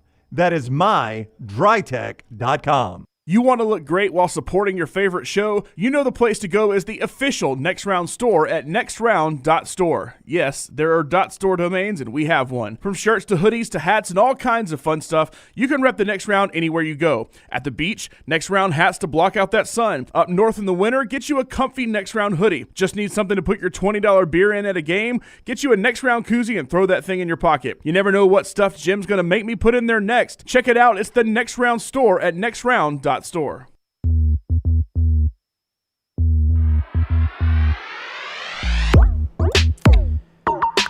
National media reacting to what's going on in Tuscaloosa. As Bruce Feldman writes today at The Athletic, Nick Saban's retirement kicked off another round on the coaching carousel. Don't be shocked if a guy who broke into the business on Saban's staff ends up with the Buffalo head coaching vacancy. That's a good tease. I'm going to jump in and read the story from Bruce Feldman after Brownie tells us about World of Wills. So he's saying a Saban guy is going to end up the Buffalo head coach? That's what he's teasing there? That's what it seems to be. Interesting. Hey, it's back in Birmingham, y'all. The O'Reilly Auto Parts World of Wills Custom Auto Show, February 2nd, 3rd, and 4th at the BJCC. You can go see classic cars and hot rods, custom trucks and motorcycles, many of them never before seen in Birmingham. Vendors are going to be there. You can shop. You can register to win prizes. Meet the celebrities like Friday, WWE legend Mick Foley. Saturday, Ken Diggett. Dave Kendig from Ken Diggett Designs. And Sunday, from Leave It to Beaver, meet the old Beav himself, Jerry Mathers. Plenty for kids to see and do in the kids' world with rides, characters, movie cars. And that's free. Hot Wheels drag racing all weekend long. So the kids got a ton to do there, and they love seeing the cars. It is all happening February 2nd, 3rd, and 4th. Get your discount tickets at any local O'Reilly Auto Parts stores. For times and other details, visit worldofwheels.net. That is worldofwheels.net. Oh, they're talking about Bill Polian's son, Brian Polian, who started his journey in coaching up with Nick at Michigan State. Okay, never would have. I could have guessed the rest of the show before I got to Brian Polian. Yep. Well, I mean, Right there with you. people never think about Nick's Michigan State days. I know. They've been a minute. Never go back to those days. So my question going to break, and Fuhrman answered this as well, who are the big benefactors of the power vacuum, is the way it's described in some stories nationally today, left by Nick Saban out of coaching at Alabama? This doesn't mean Alabama is necessarily is going away, but who, with Nick out and all these recruits in the portal and everything, who's benefiting? Let's go immediately, and then in 5 years, who benefits from this change? I will say immediately it's going to be Kirby Smart, because it seems like every five-star guy around the Southeast was coming down to those two guys. Probably so. I guess the only thing I would say in response to that is how much better can it get for Kirby? I mean, this is a guy that was back-to-back national champions, and if not for a loss to Alabama, probably wins 3 straight championships. Yeah, really, you can only sign so many guys, but I think who it benefits down the road is everyone else in the SEC. Yeah. I mean, really. Everyone else. I mean, in the really, SEC. it kind of does. Well, I mean, I think, immediately you would have to say Hugh Freeze and Auburn, right? I mean, they're in the state of Alabama. There are a lot of guys that come down to Auburn and Alabama, and I think Kalen DeBoer will be a good coach, but he's not Nick Saban. I mean, Alabama is going to be, maybe marginally, but going to be weaker long-term than they were under Nick Saban. Alabama under Nick Saban did not – they recruited some of the best players in Alabama, but it was not where they started. Grind brings up a great point. LSU, he says, finally they get the entire state of Louisiana back. And you have to admit, Nick Saban's deep ties in Louisiana over the years when he came back to college coaching, he was able to pull some elite talent that always went to LSU. He pulled some of those guys out of Louisiana to Alabama. So you would say Brian Kelly, that obviously helps him. I'm assuming he stays at LSU. Yeah. And I'm not saying Hugh in the state, obviously at Auburn. Yeah. That's a big, just that your rival isn't what it was. That's a big boost up rising your ship at Auburn. But the fact that you get all of Louisiana back for the most part, if you're LSU, and not losing 1 or 2 a year to Tuscaloosa, to the guy who made LSU a national champion first, I think that's a big get for LSU too. I mean, aside from recruiting, and the recruiting will have a impact on this, or there will be impacted by this. But I think if you're Steve Sarkisian, you come to the Southeastern Conference with one less giant of a coach in your way now. Now, I don't know what your view on Texas, where they shook out in the power ranking of SEC schools moving forward. But they're probably better off without Saban there than they were with Saban there. Well, they beat him in Tuscaloosa, so their roster was good. They were in the playoffs. Now, they lost to DeBoer in Washington, but they were in the playoffs. They were recruited well this past year, and now they're picking up some plums off that Alabama roster. To me, it is Georgia, it's Texas, then it's LSU. Yeah, and this might end up being Sark's best roster. Oh, I would say yes. I would say yes. Go to what Brown said. Is the best he ever had. So even you're USC, talking USC and all that? And Washington. You remember his USC rosters very well. It has to be better than his Washington rosters. Yeah, I think it's better than those. Yeah. And better than the roster this past. Now you're losing up front. You're losing a couple of those guys on the defensive line, which, I mean, that was their strong suit. But, I mean, they had the deepest rotation, according to most, at that defensive line. Xavier Worthy to the NFL? He did leave. Did he? I thought so.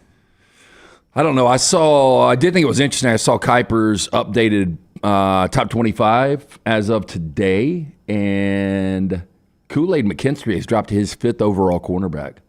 Terrion's the 3rd, but he's only got one cornerback going in the top 25. But we had heard that, had we not, about Kool-Aid McKinstry, is that as good as he was at Alabama, and teams were just not throwing at him. That's why Terrion Arnold came on the scene, because everybody was throwing at him, and they're like, dang, he's pretty good too.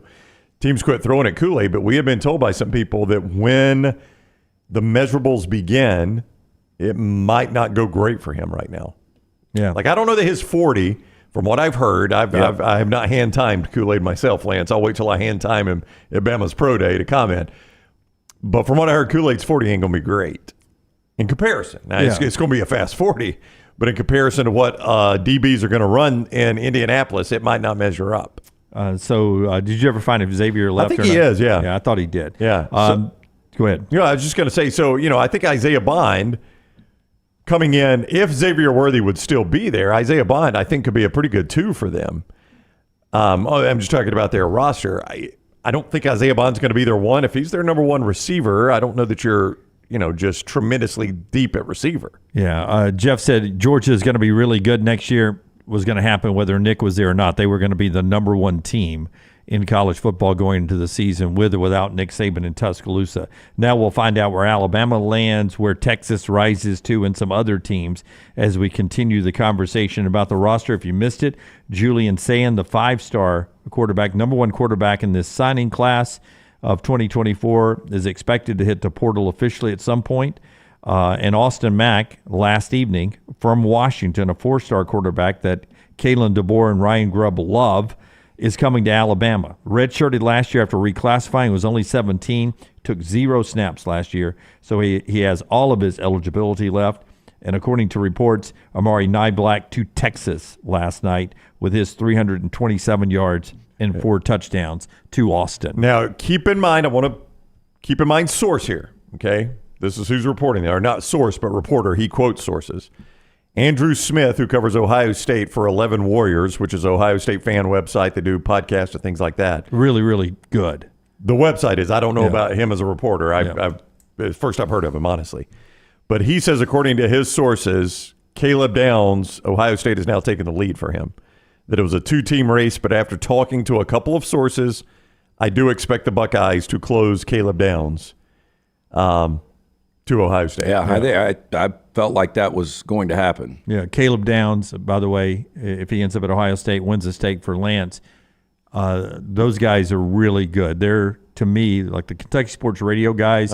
If Matt Jones and them say it about Kentucky, you can take it to the bank. Those guys, usually when they say it about Ohio State on that website, you can take it to the bank. Yeah. According to On 3, Jabbar Muhammad, Texas has got a big lead over Alabama to close him. Yeah, he's in Tuscaloosa this weekend, but Texas is in a good place right now for just about anybody they want. You can't outspend them.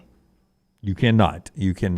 With that said, it is time for us to spin 4 downs around, and that's brought to you by our friends at Slice Pizza LT. 4 great locations. I had the opportunity to eat at the Vestavia location last Friday. Took a bunch home, reheated it on Sunday. Fantastic local pizza, local ingredients from the soul pie, the Bajalia special, the hot mama, the old school. You're going to love it. For more information, go online, slicebirmingham.com. First down.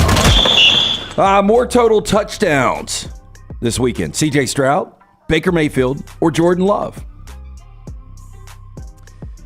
Well, I think Baker Mayfield is playing the best defense to score touchdowns on, right? I mean, playing at Baltimore and at San Francisco against those 2 defenses, I think given the choice, I'd rather have to face, not that it's easy, but Detroit's defense in a dome. If I'm Baker, I think I would go Baker Mayfield in this one. Good news for you, Dunaway. I will say, though, that they matched up earlier this year. The Lions 20-6. Yeah, Tampa played their worst offensive game against that Lions defense. And watching Lions last week in the creamsicle uniforms, by the way. Second half that defense played well. First half they give up a ton of big plays, and that's kind of their MO. I think I'm going Jordan Love. I think Jordan Love's on a heater right now. He is on a heater. He led my team all the way to the Fantasy Football League Championship. I rode him down the stretch. I think it's going to be Jordan Love. I'm not saying they're going to win the game, but I think that'll be I'll go Brent Musburger. I think I'll be overly excited to watch that game. I think it'll go over the total, and I'm going to go with Jordan Love. I am actually going to go C.J. Stroud. Okay, we got all bases covered. Yep. Our show told you. That's right. We'll get it right. That's right. Yep. Second down. More total touchdowns in the late window on Sunday. Pat Mahomes or Josh Allen? I think it's the time for Josh Allen and them to win. Patrick Mahomes will be throwing it in. Rashid is good, but he's not great. I just love where the Bills' headspace is right now. I don't love where Kelsey's headspace is. Don't really love where Mahomes' headspace is. I think this is the Bills, and I think it's the Bills easy this weekend. Bills are banged up on defense, and Sean McDermott has just said at his news conference that Taylor Rapp is not playing, and that is a big loss for them. And then I'm backing off what I just said. And Christian Benford is out. Balin Spector is out. Spector's out too? They're banged up defensively. I mean, it has been a rough run for them. They are, but so important them grabbing that number 2 seed because since 1970, 16 home games for Buffalo. What do you think their record is? In the playoffs? 16 home games in the postseason since 1970. Well, I just saw Cincinnati win one, so I know it's at least 15-1. Yeah. I'm going to say this is in Buffalo, right? Yeah. The 70s were a wash because they always lost those games. So you have to go to the 90s. I'm going to say they are 11-5. 14-2. So Cincinnati beat them, and somebody in the 70s. Yeah, I don't remember who else it was, but this team, they obviously play well in front of that fan base. I am going to lean Josh Allen. This is so wild. We've never seen Mahomes in this situation ever. Never played a road never a road playoff game. Never a road playoff game. Third down. 8 teams left, a bunch of receivers. Which receiver has the most receiving yards this weekend? Easy answer seems to be Nico Collins. He is red hot right now. And the main target. Yep. I'll go Nico Collins. But that's a good defense. Again, now Marlon Humphrey is not playing either. So that is, that has been a significant loss for their secondary.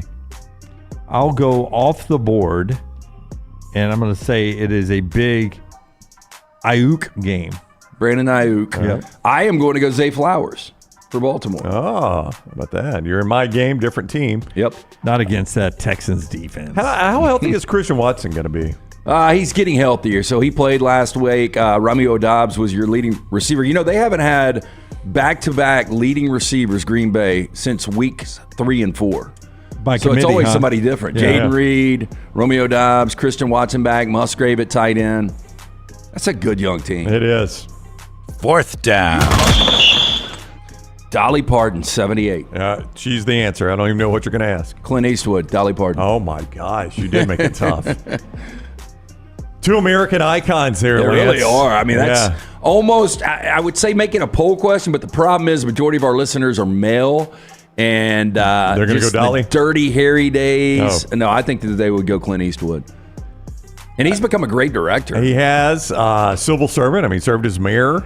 Dolly, though, is she's an American treasure. She's such a good philanthropist.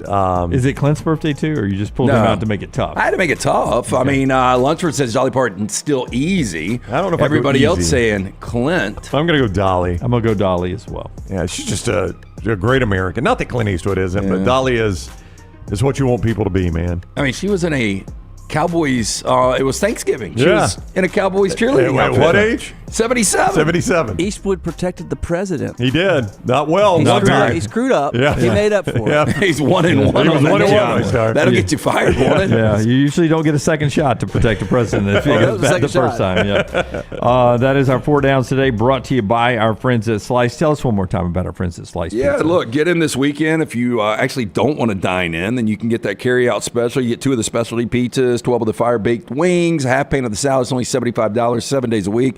Get in, see the Medallia Brothers. Tell them the next round sent you. Speaking of great singers, Reba McEntire will sing the national anthem at the Super Bowl. Post Malone will sing America the Beautiful there. Of course, Usher and company will do halftime. Congratulations to Hueytown's Donnie Allison. He joined Chad Knaus and Jimmy Johnson going into the NASCAR Hall of Fame this weekend. Started last night with the jacket ceremony, continues through the weekend.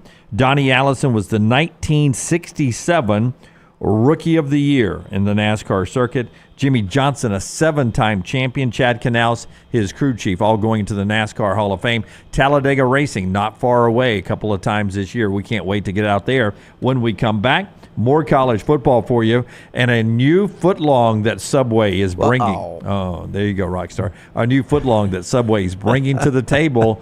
I bet I'm not going to like it. It's next on TNR. The NFL Network's Daniel Jeremiah and Ryan Brown.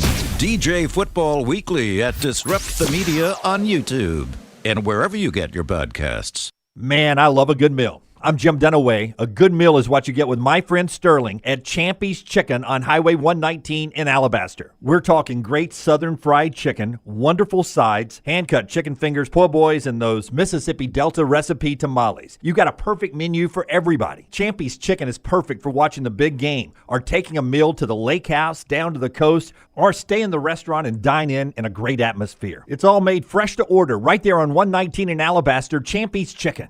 Are you ready for a winning season in your finances? Legacy Credit Union is bringing you a slam dunk deal on their credit cards. Apply for their balance transfer and pay zero balance transfer fees. That's right, there is no balance transfer fees, and they're offering a jaw-dropping 2.99% APR for the first 6 months. Whether you're looking to clear the cord of those holiday expenses or just wanting to streamline your finances, apply online today, LegacyCreditUnion.com. Annual percentage rate, terms and conditions may apply. See Credit Union for details. Federally insured by the NCAA. The Double Down Media podcast family is live and full of content for all ages. The Mystery Fifth Hour gives the Next Round host a chance to talk about everything but sports. Pour a glass of Bama and bourbon, our weekly college football conversation, while sipping on some of the most interesting pours in the bourbon world. And in our Not For All Ages podcast, The Last Call, LT takes off the gloves for in-depth conversations with stars like Taylor Hicks, presented by Redmont Vodka. Find these podcasts and more by searching The Next Round on Apple, Spotify, and on our website, nextroundlive.com. Fire damage to your home or business is something you never want to consider. Ryan Brown here from The Next Round. But in the horrible event it happens, Dry Tech is here to help. They respond quickly and will reply to you within 20 minutes when you call 205-637-0143. They're working for you, the customer, not the insurance company. They've got 5 crews ready to go 24/7. Don't call the insurance company first. Call Dry Tech. Just remember this website, mydrytech.com. That is mydrytech.com. Hey, there's nothing worse than waking up to a plumbing problem. Don't get caught in a flooded house. Call the guys at Hemp Hill Services. Adam, Chad, and the team at Hemp Hill are the only ones I trust to fix it and fix it right the first time. Hemp Hill Services does it right and always at a fair price. For all of your plumbing, cooling, and heating needs, trust the name that Birmingham has trusted since 1954. That is Hemp Hill Services. Call now, 205-229-2090. That's 205-229-2090. Stop by the New York Butcher Shop and pick up the finest in certified Angus prime beef steaks and burgers, premium pork chops, ribs, and all-natural chicken cut to order just for you. Their chef-prepared entrees and side dishes are the perfect dinner-to-go choice for your family and are ready to heat at home. With a great selection of fine wines and desserts, the New York Butcher Shop is your one-stop dinner shop. 2 locations to serve you, Cahaba Heights and on Highway 119 in Greystone. The New York Butcher Shop. Rare quality, well-done service.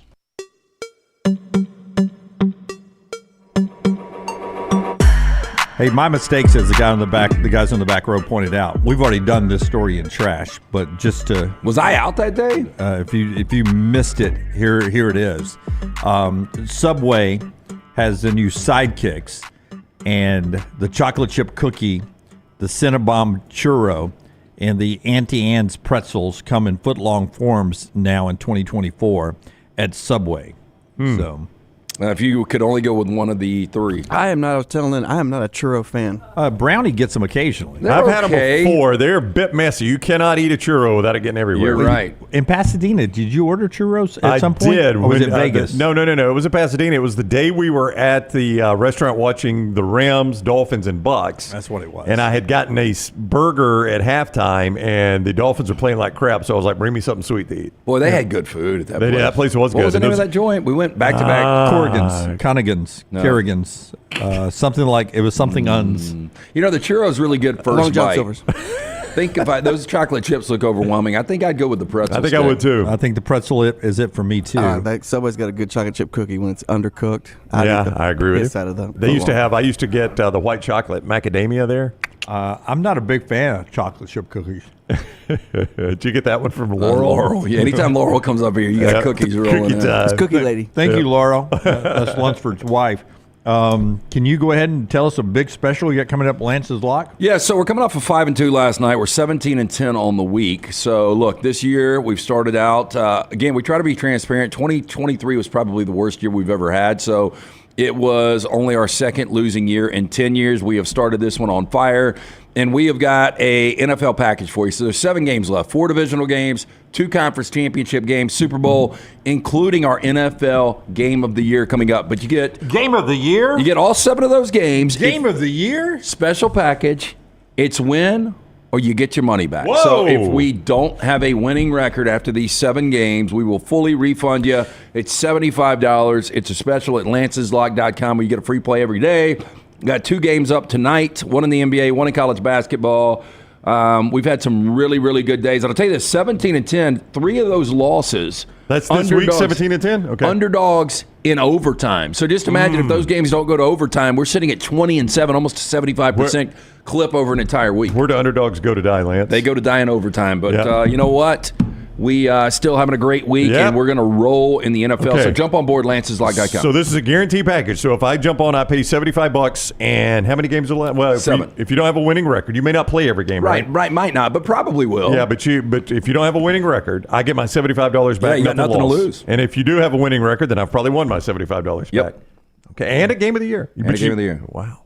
All right, lanceslock.com. That's exciting. Jim Harbaugh, one of the things he's trying to get into his Michigan contract, if he stays at Michigan, is immunity, according to reports. Dan Wetzel was one of the guys talking about that, immunity. And it appears there's some pushback from Michigan, right? Or this feels like it would be done by now. I mean, I know he still wants to fill out the NFL. I don't know if there's pushback in Michigan on that specific thing. I just think it's eye-opening that he's asking for the Bill Self clause, is what I'll call it. And I was going to bring that up. Who represents? That he wants immunity. Do you guys know who represents Self and or Harbaugh? I do not. I have no idea. Because I'm just saying, I would have reached out to that representation to see how they structured this thing. Yeah, but you're right. He is the Teflon Don, Bill Self. Yeah, he really is.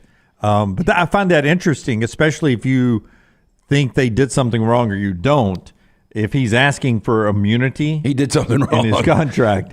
It seems like that's a plea deal. I watched enough Law and Order to know it. So is that like telling your wife, if I told you I cheated on you, would you get mad at me? You pretty much admitted it at that point, in right? one sense. By the way, I had the conversation on the private trainer who asked her husband if she could bang her her client. That, I mean, the more you think about that, that's already been a done deal, right? Oh, yeah, that's what I said. Yeah, that's already happened. She's just afraid she's about to get caught. Yeah, exactly. Now, you guys brought this up earlier. Cam McCormick, the tight end at Miami, has gotten an extra year of eligibility. No, it's not his 6th year.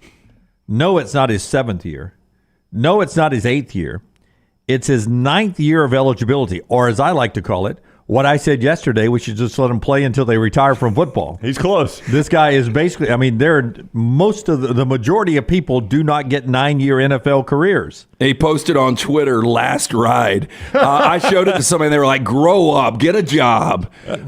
He's 25 years old. I'm like, I don't blame this dude. How about when he came into his 2016 signing class? Do you see who was with him? Jalen Hurts and Nick Bosa were part of the recruiting class that he was part of. I've got the way it's worked out for him, but you guys are right. How can Talia not get a 6th year when 2 snaps, right? When Alabama screwed 5. up on 2 snaps in a Duke game? Yeah, I think it was 5 total snaps he went over. But either way, yeah. But it was back then. It was 4 games. It wasn't snaps. It was 4 games. So 2 snaps in the Duke game is what cost him that. He came in with Bosa and Hurts, as LT pointed out.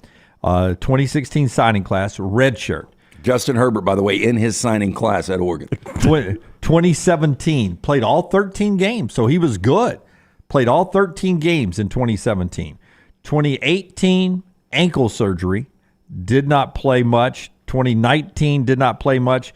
2020 didn't play much or at all in some of those years. Achilles tear in 2021, didn't play at all, but has come back and played in 13 games in 2022 and 13 games in 2023. So when he has been healthy, he's played in his teams every one of their games. So here he goes for a 9th year. So in any other world, this would be his 8th year. He only gets the 9th because the 2020 year didn't count for anybody, even though he didn't play that much. I mean, this is insane. I've never seen anything like this. 9 years. So he's got 3 medical red shirts, 1 COVID year, and has played 3 years and 1 red shirt. The guy is a walking rule book of NCAA eligibility. Yeah, the crazy thing is 17 he had 6 receptions, then 1 reception in 18, skipped 19-20, 1 reception in 21, 10 in 22. Slow starter, Lance. And 8 last year. Yeah, it's not like he's a stud. There's not many people that outlasted me at college. I thought when I graduated at 23, oh my gosh, I was really old. Scott showed you the graphic. He is 25, by the way. I walked in the lobby as the story was breaking yesterday, and I was laughing about the graphic with Little T last ride, and Little T says, is it? Yeah. Is it really? Can we trust this? Steven says changed his name to Cam Wilder. What's the oldest T-shirt you have, or the oldest piece of clothing you've got? My Tampa Bay Buccaneers sweatshirt I bought when Maggie and I were dating in 1998. I've probably got a 10-year-old piece of clothing. Wow. I probably don't wear it much. It probably needs to be thrown out, or if I wear it at all. I've got a USC shirt I bought in 1996. So what is that? Almost 28 years? Yeah. And then I've got a Rams vest I used to wear in 2nd grade. So that was 19. You still wear it? A little tight. No, I don't wear it. It's still hanging in my closet, though. Oh, you should let Bullet wear it during the games. No, they tear the ass out of that thing. Yeah. I mean, I was in school for 6 years at Jacksonville State, and that seemed like an exceedingly long time. Should I call you Dr. Brown? Most people are called doctor when they're in school 6 years, Jim. That's Mr. Echo Dr. Brown. I don't have a problem with it as long as I don't have to pay for it. Mr. Echo. Randy and Vicky Brown had a problem paying for it. Yeah, I know. If my kids want to hang around and they want to do 6 years of school, that's fine. After 4, they can pay for it. I'm experiencing a little bit of that now, and I'm not going to do that. I'm going to pay it all the way through. Are you? I just found out. Leighton and I went to lunch. I didn't even realize this because the semesters, so much was going on. I was like, how'd we do fall semester? And much like Anna Kate, straight A's. That's right. Anna Kate was on the president's list. So how she did made our kids list? get smart? My wife is who I give credit to. The people you reproduced with. In this order, God and my wife. Those are the 2 people I give credit to. Ohio State hired Bill O'Brien yesterday. We'll talk to Andy Kennedy at the top of the hour. Bill O'Brien, 54 years old, the offensive coordinator. I guess this means the end of play calling for Ryan Day. It is, yep. Here's the thing about Bill O'Brien. I know there is a hesitation for Alabama fans. I think they were happy to see him go. But you look at his resume, man. Bill O'Brien has got a really impressive resume. This is a very intelligent guy that, say what you want, Bryce Young won a Heisman Trophy. They played for a national championship. This is a guy that has tutored not only Bryce Young, Deshaun Watson, going back to his days at New England, Tom Brady. Very good around quarterbacks, was a great Band-Aid for the Penn State program when they were coming out of the Joe Pa scandal. I think he probably gets a bad rap around here, but I think nationally he's well respected. Is Ryan Day not in Dunaway for you and for both of you, not in the Hugh Freeze, Gus Malzahn school? The whole reason I hired you was for your play calling. I don't want you to give that up. Ryan Day would be in that category for me.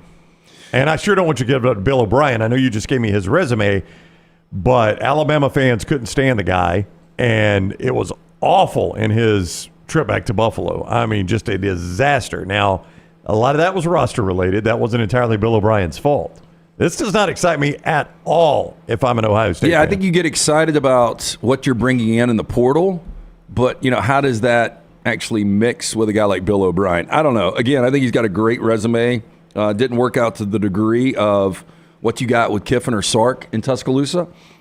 But Ryan Day, this is a guy that is what, 50, is he 59-4, 52-4? It's really good. It's something ridiculous outside of the 3 consecutive losses to Michigan. But if he was to go 8-4 this year, he's got issues. Andy Kennedy is coming up next. We'll talk basketball with Andy Kennedy. The show is being brought to you by our friends at Michelson Laser Vision. Yeah, make the phone call that I made more than 2 decades ago, 205-969-8100. Ask for Amy. Tell her the next round sent you. They are going to hook you up with a hassle-free consultation. 0 to lose to find out if LASIK is right for you. 205-969-8100. Dr. Mark Michelson, Dr. Jen Michelson, best in the business.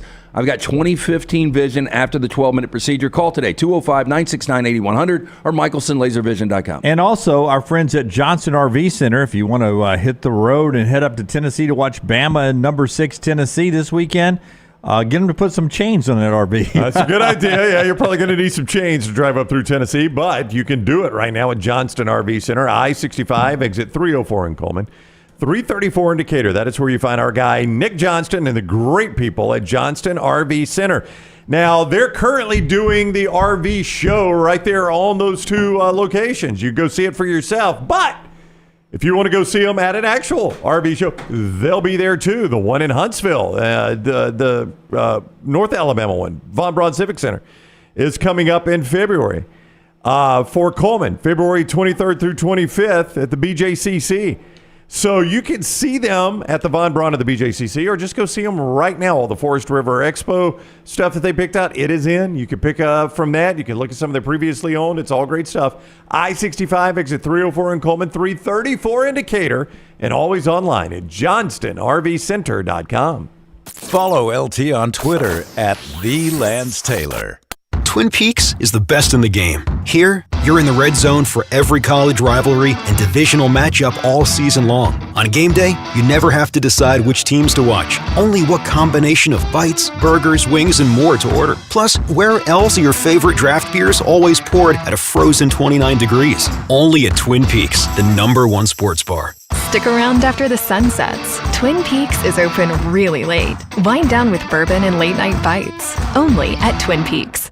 There are so many things I love about Walk-Ons. Authentic, mouth-watering Louisiana cuisine, prepared fresh, daily from scratch. A great beer selection and TVs everywhere to watch the big game every day of the week. And of course, they've got 2 great locations on Highway 280 and 119 and at Hoover near the Hoover Met. Walk-Ons is also a great place for happy hour, 2 to 6 Monday through Friday with $5 moonshine swirls, $5 house pours, and half-price appetizers. And it's an easy take-home experience for the family as well. Highway 280 and Hoover with Walk-Ons. When it comes to great clothing, I love comfortable clothing that I can also wear to the golf course or anywhere I go. I get that from Roback. Ryan Brown here for the next round.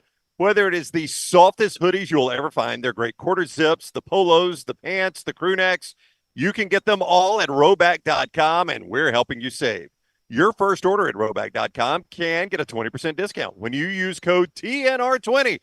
That is Roback.com, code TNR20 for 20% off your initial order at Roback.com. There's only one Champy's world famous fried chicken. Poor Boy's Tenders, full fried chicken plates, and a little bit of the Mississippi Delta with chicken on a stick and hot tamales. On your way to or from the big game on Highway 119 in Alabaster, stop by Champy's Chicken. Storm season is here. Make sure you have a plan of action in place right now. Greg from Pell City and Storm Restoration Roofing should be your first call when storms hit. Insurance companies love working with Storm Restoration Roofing because of Greg Nelson's name and reputation in the industry. When storms hit, call Greg Nelson. He's local, 205-542-3531. He's the home of the free no-cost roof inspection. Greg from Pell City on Facebook, 205-542-3531. It's Storm Restoration Roofing. Hey, Lance Taylor from the next round to tell you about one of our favorite places for breakfast, lunch, and dinner. That is Hamburger Heaven since 1982. Hamburger Heaven has been serving Birmingham's best hamburgers, cheeseburgers, French fries, hand-spun milkshakes,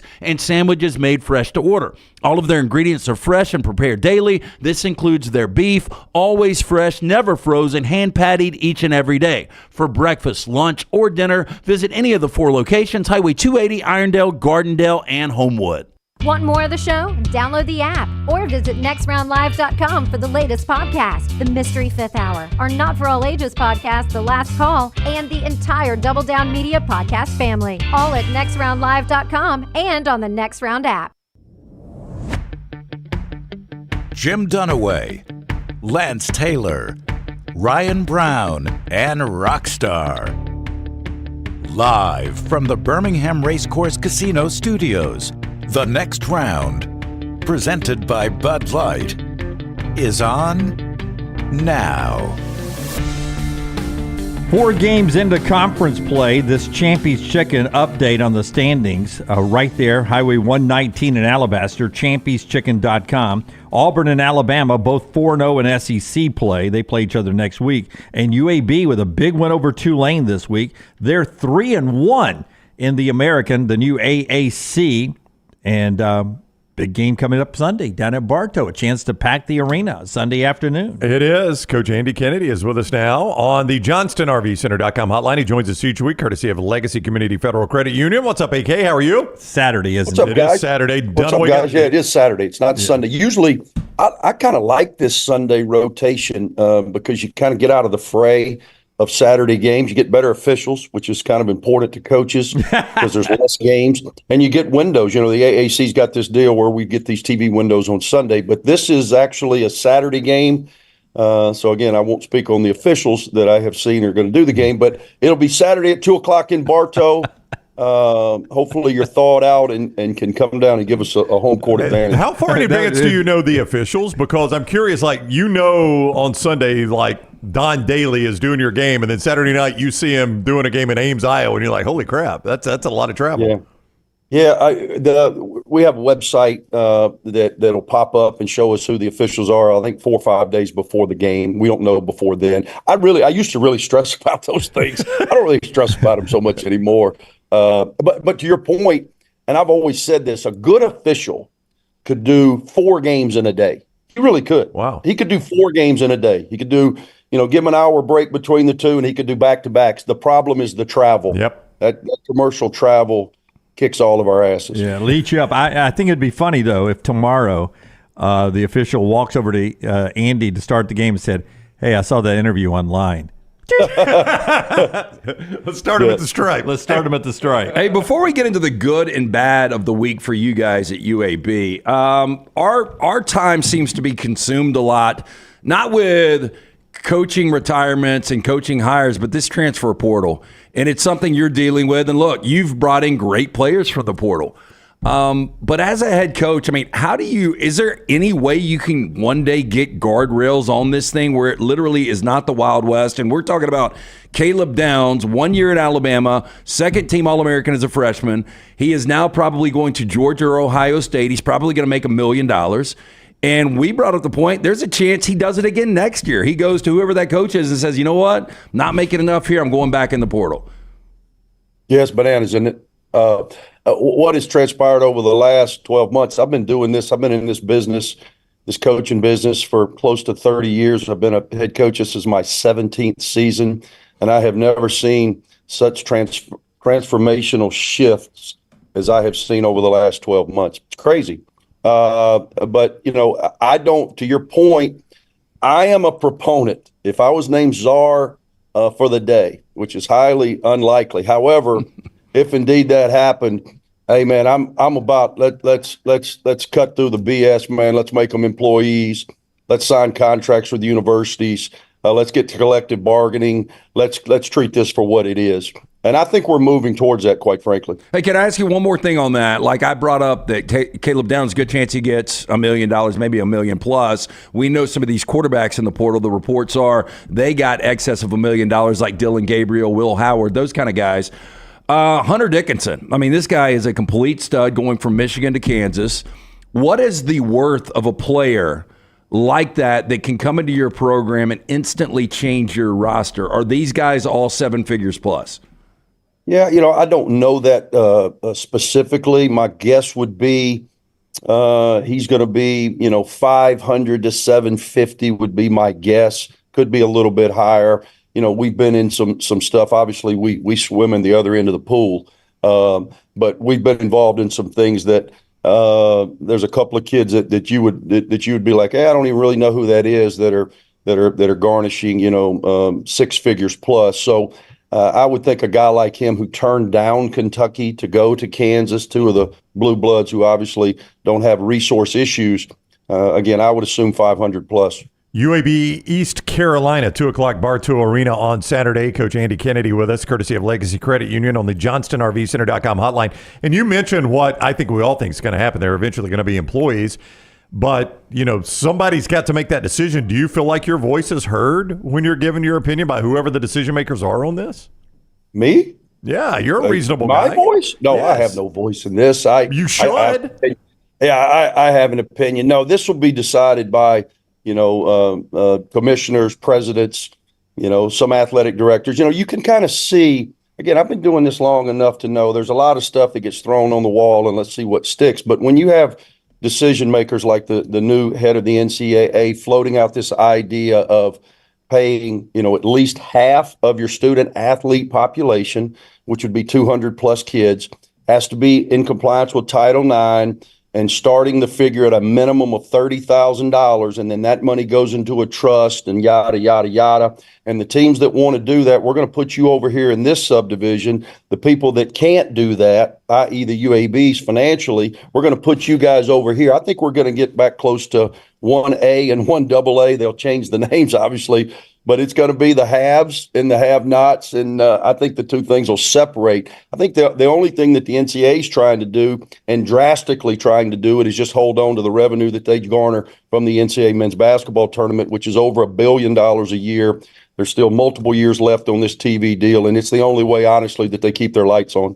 Andy Kennedy is with us. UAB back on the court here in Birmingham this weekend against an East Carolina team. I know you know how good this ECU team is, but for those that may not follow the day in, day out, they were basically a last-second North Texas shot from being the only game North Texas has lost in the league. So this team is good enough to beat the team on top of the standings right now, right ahead of where you and a bunch of teams are at 3-1.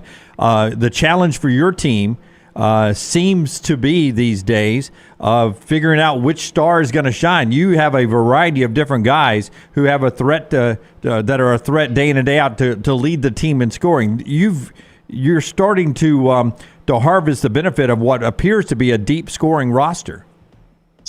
You know, I think LT mentioned it last time I was on about, the versatility and a number of different guys can, as you said, Jim, step up and try to lead this team. It's one of the reasons that we sit here and we've won 7 of our last 8 and we're playing better basketball. I still think we've got a long way to go to be as good as I think we can be. But when you got guys like Yaxel Lindenborg, who through 4 league games is averaging 16 and 13, and I still think sometimes he sleepwalks out there. He had 18 rebounds in our last outing, a 14-point win against a good Tulane team, which was the most in UAB in over a decade. Alejandro Vasquez, 28 points, career high, 6 rebounds, made huge plays for us in our last outing. Those guys are guys that are getting more comfortable in their roles, and as a result, I think we're playing a little bit more consistent basketball.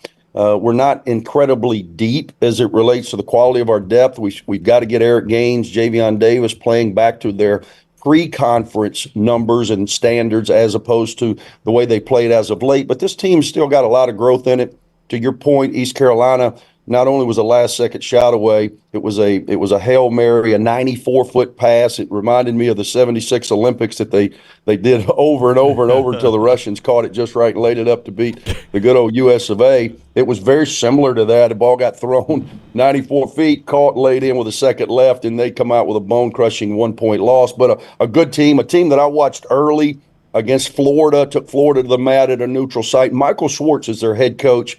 He's in his second year, and he was under Rick Barnes for a number of years at Tennessee, and they play a similar style, meaning they're going to be rugged, they're physical, they've got a really physical, talented front court. So we'll have our hands full on Saturday afternoon. You mentioned 7-1 last 8, that one loss against Florida Atlantic this past week, a ranked team, but it was almost a tale of two halves for you guys. So sluggish offensively in the first half, and you're down 22, but you guys cut it to single digits. I know you never want to lose a game, but were there some positives possibly coming out of that game? Our team has never quit. We've had some head-scratching performances early in the season. We haven't had so many of those as of late, but our guys battle. I think we know who we are, and we know our formula. What happened to us at FAU is we caught a very hot John L. Davis.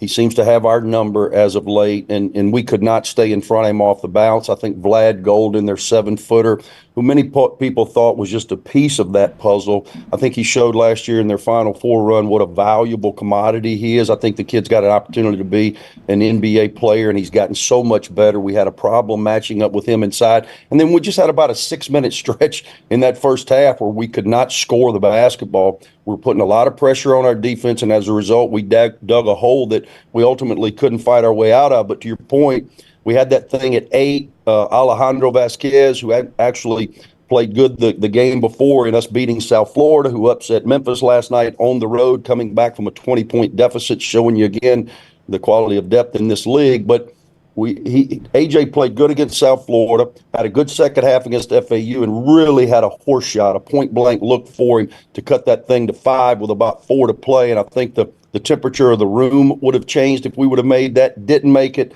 They end up going on an 8-0 spurt, and Katie barred the door. But overall, again, I'm pleased with our fight. I think we've got to execute better on both sides of the ball. We're still a work in progress there as it relates to communicating, seeing early, saying early, all the things that we talk about daily, but we are making progress in the right direction. UABsports.com for those tickets for tomorrow's game against East Carolina, 2 o'clock, Bartow Arena. Andy Kennedy, courtesy of Legacy Credit Union, with us on the JohnstonRVCenter.com hotline. Who was a coach you stopped to watch more often than not? Give me a guy you love watching. You know what? I just like good basketball. I saw John Calipari won his 400th game at Kentucky, which is pretty mind-boggling. He's only, I think, up 470 behind Rupp. I don't think he'll catch that. But I watch good basketball. I'd mentioned Rick Barnes, great respect for him. I watch the SEC, obviously, because we're embedded in it. I was in it, the majority of my life. So I watch good basketball. I don't really have a specific coach. My man Hugs is watching games like me. We still talk periodically. So I watch my friends and I watch good ball. Have you watched Bucky any up at Sanford? I mean, he's tearing it up. I hadn't had a chance to. Yeah. I'm proud of their success. My daughter, they got a lot of my money. I told you last time I was over there, I was looking for a street to be named after me. My daughter Megan got her MBA from Sanford. She was in their honors college, so I got great affinity for Sanford. Bucky, I've known since he was a kid. He's done a great job. I didn't have any doubt that he would. Martin Newton and I go way back. I see their success, but I haven't had an opportunity to watch them. Yeah, that's a heck of a story though, and he's getting a lot of national attention, so it's really cool. I like asking these hypotheticals. I'm not going to give you Giannis, but if I gave you Jason Tatum from the Celtics, could you guys make a Final Four run? Yes. You'll take it with Brown coaching. Okay.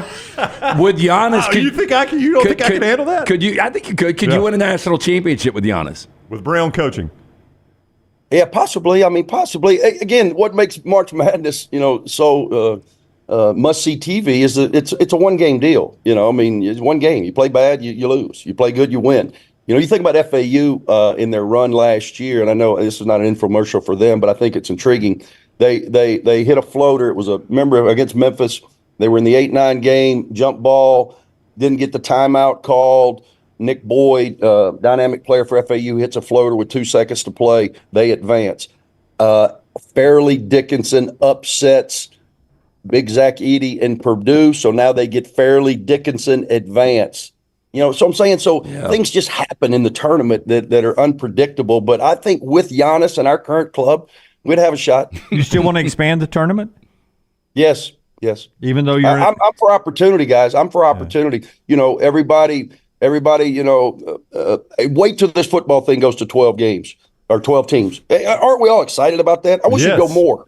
I mean, are you kidding me? I think if you added one round to the NCAA tournament, and I don't know what that number is. I mean, let's add 15, 18, whatever it is. Because I'm not against, giving the top teams a bye like they're doing in football at 12. But if you just added one more layer, you're going to tell me people aren't going to watch it. People aren't going to be more excited about it. Gives you a couple of extra days in Vegas. I saw you guys were out there recently. I mean, who would turn that down? Yeah, I was just wondering if you still felt that way going to a multi-bid league. Obviously, in a one-bid league, you'd have been in a lot more times than you have been over the years. Yeah, and I think, again, the rich are going to get richer. You saw what happened at the beginning of the season last year.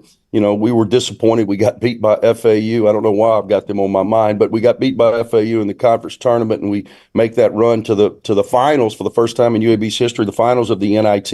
And you saw what they've done. It was in the Final Four. The NIT was us, Utah Valley, North Texas, and then a blue blood in Wisconsin. So they said, hold on now.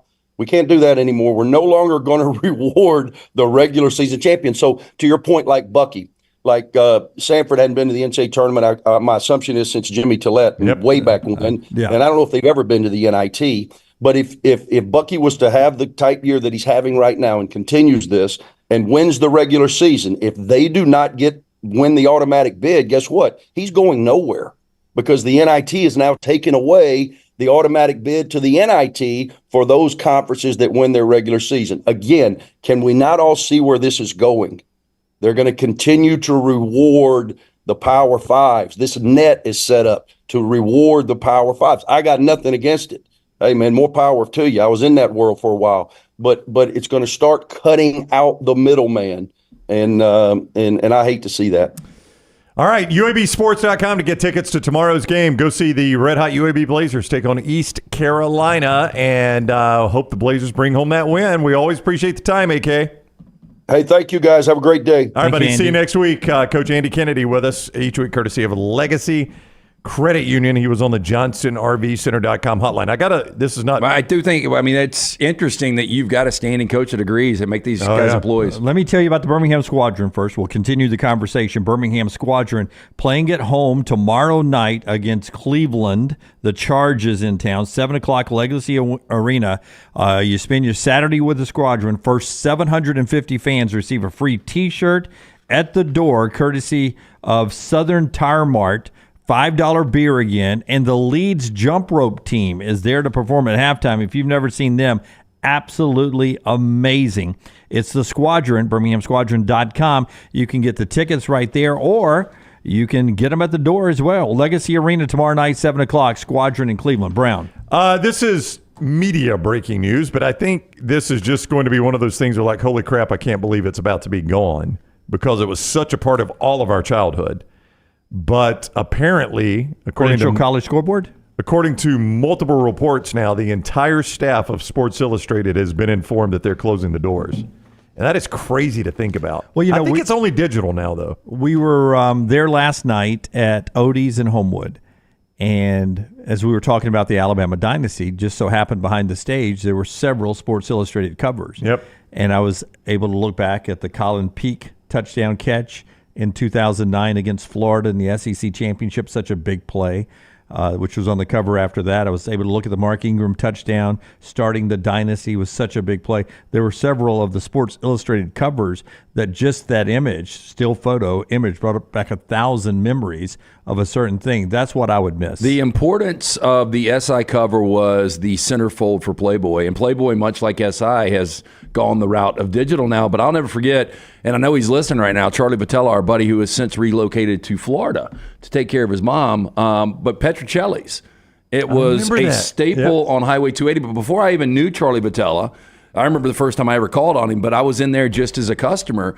And going to the bathroom, he had SI covers all the way back. I mean, he had hundreds of covers, and that was part of my youth. I'll never forget. You didn't know what the cover was going to be. It started to leak when we started doing this together on what the cover was going to be, but you'd go to the mailbox, and you would kind of guess what happened that week in sports and who was going to be on the cover. Yeah, Scott is showing you the union announcing that they are undergoing the layoffs there. I'm assuming unless somebody sweeps in and buys the brand away, this is the end for Sports Illustrated. I don't know how you operate without a staff.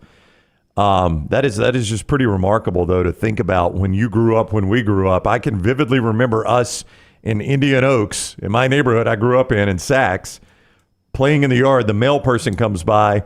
Somebody runs to the mailbox and the Sports Illustrated's in it, and they're like, okay, guess who's on the cover? I mean, that was how big a deal that was back then. Yeah, we always tried to guess in advance before it showed up 100%. We played the guessing game.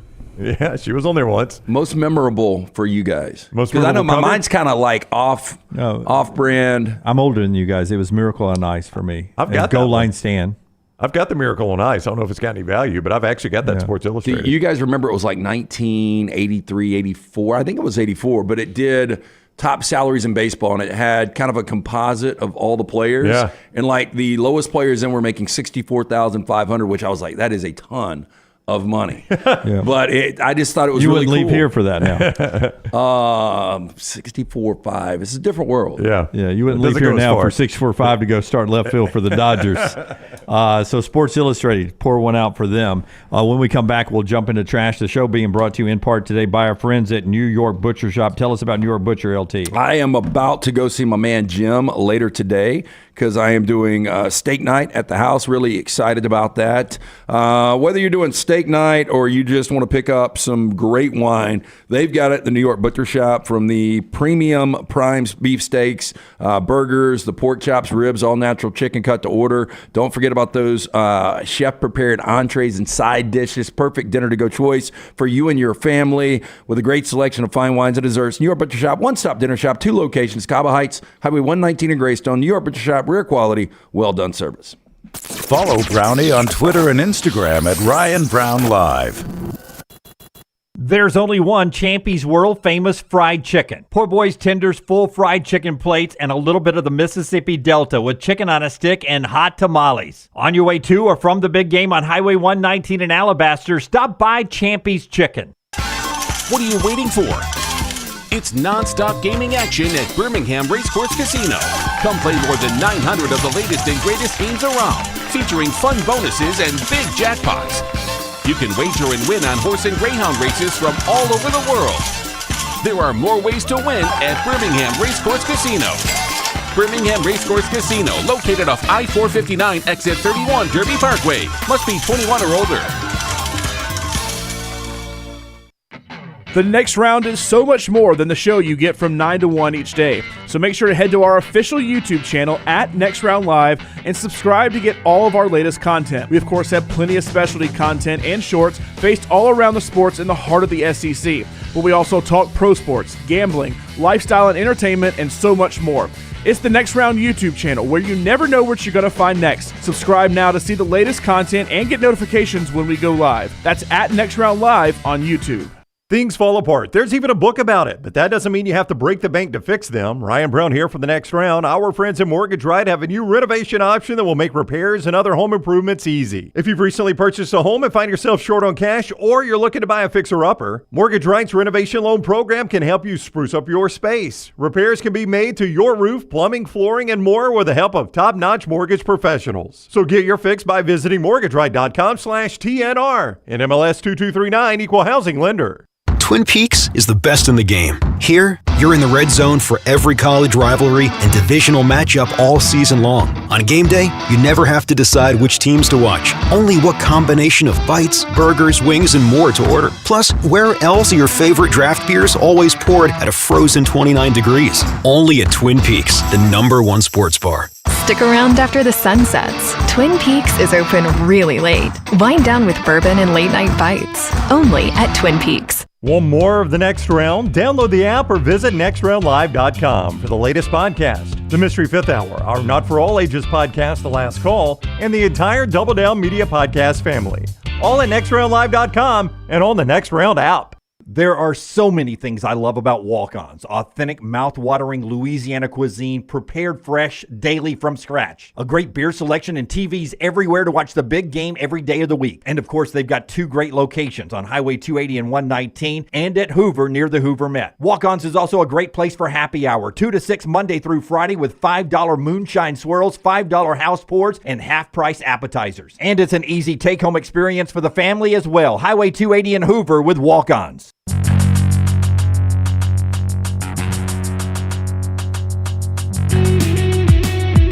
Trash coming up in just a second. This hour of the show being brought to you by our friends at Redmont Vodka. Happy birthday to Eleanor, CEO of Redmont Vodka today. Happy birthday. Is it Eleanor's birthday today? I didn't get her anything, Jim. You're going to make me feel bad. I think she's across the pond right now. Okay. I'm going to get her something when she gets back to America. She may be. I texted her at 6:30 and she gave me an instant text back. I was like, wow, you're up early on your birthday. Yeah, the only Eleanor is moving around and pimping the Redmont Vodka. That's why they're available in 22 states. They do a great job, the team at Redmont Vodka. But I will echo that. Happy birthday, Eleanor. Pick up a bottle in her honor today, locally owned and operated.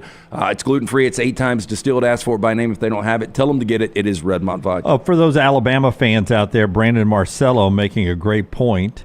He says, in my reporting, I was surprised at just how many coaches were empathizing with Alabama's portal exodus after Nick Saban's retirement. So he was talking to college football head coaches in the sport, in the SEC and around the country, and they really were feeling bad for DeBoer and Alabama and what is going on because they understand how impossible it is to keep those guys there and how tough it is. And then Brandon goes, but remember, Alabama can strike back when the portal opens on April 16th.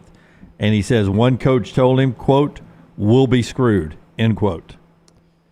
I mean, that is what we have done. I don't know if they'll be screwed or not. I have no idea what to expect. I know Alabama's probably going to have to be pretty aggressive in it based on the roster retention so far. But we've said this many times, this is the first time this has really been tested. because normally a coach is fired or resigns or takes another job in December when everybody's portal is open. This is the first time a really good roster has opened up. And as we said yesterday, the weird thing right now is Alabama can't go shop anywhere. They got to take care of the house while everybody else is able just to come in and grab. And the only places Alabama can shop right now are graduate transfers, Washington, Arizona, South Alabama. I think that's it, right? Or people that San Jose State, or people that were in the portal that had not committed. Right? Yeah. Which now you're picking over leftovers at that point. It's with money, anything and everything can happen, and I think this is ultimately what it's about. But you kind of understand when Kayla DeBoer goes from Fresno to Washington with 28 departures from Washington, because that guy's an unknown. But based on his track record in 2 years, you would think more people would stick around and just assume the Alabama brand means something. But I don't think this rule should change though. If I go play for a coach and that coach takes another job or retires, I think I should be able to transfer. And I know this sucks for Alabama, but I think that's only right for the players. Yeah, let me give you more on that, but I want to give these guys time. If you would, one more time, Rockstar, cue up cut 3, the Brock Huard comments on the quarterback Alabama guide, because I have some thoughts about that. But I agree with you 100%. 100%. It would be wrong, in my opinion, that if I had signed to play for Nick Saban and those coaches that recruited me for sometimes 3 years or longer, that as soon as I get to campus, they're out the door, or 1 year and they're out the door. I should have the freedom to leave like they leave. And I don't want the rule to change either. No matter if it hurts so bad for a year or two, it's not right for me to be imprisoned by a decision I made for reasons, whatever they were, for the reasons I made those decisions. And the coaches can't complain about it because they're the kings of doing this. I mean, the coaching profession is the king of bolting with years left on their contract and having to buy contracts out and going from one school to another. So of all people that can't complain about this, coaches can't complain about this. This hour of the show brought to you by our friends at Champy's. Champy's on 119 in Alabaster. Wonderful place to get your Southern fried chicken. Wonderful, big. You see right there in the middle of the screen, 2 big breasts, great sides. You got 2 big stacks of chicken fingers over there, hand-cut chicken fingers, Mississippi Delta recipe tamales. It's all at champyschicken.com, open for lunch and dinner, Highway 119 in Alabaster. Okay, Brock Huard, who is a Washington legend, also a media person who covers the Huskies up in Seattle. LT was able to get on the horn with him earlier and get a reaction to Austin Mack, the 4-star Washington quarterback, who early enrollee last year and reclassified. He's only 17 years old, went through the whole season with Washington, didn't play any snaps. He's got all of his eligibility left. He commits to Alabama. So here's what Brock told us about Austin Mack, who's on his way to Tuscaloosa. Lance, Austin Mack is a unique dude, man. He is a big guy, about as big a quarterback as I have ever come across, certainly at his age in stage. I don't think people understand. He played high school football at 15 and 16. When my 5-star nephew, Sam, transferred out of Washington, he early enrolled. He turned 17 in the fall. He is gigantic. He is 6'6 plus. I think he's over 240 pounds. And about size 17 feet. I think behind the scenes, people also don't realize that Dylan Morris had a bit of an injury, and Austin took the second team reps for the majority of the second half of the season, and something happened significantly to Michael Penix. A 17-year-old was going to be the quarterback for this undefeated team, and that 17-year-old was Austin Mack. Does not surprise me in this crazy world that Julian is now in the transfer portal, because he can read the room.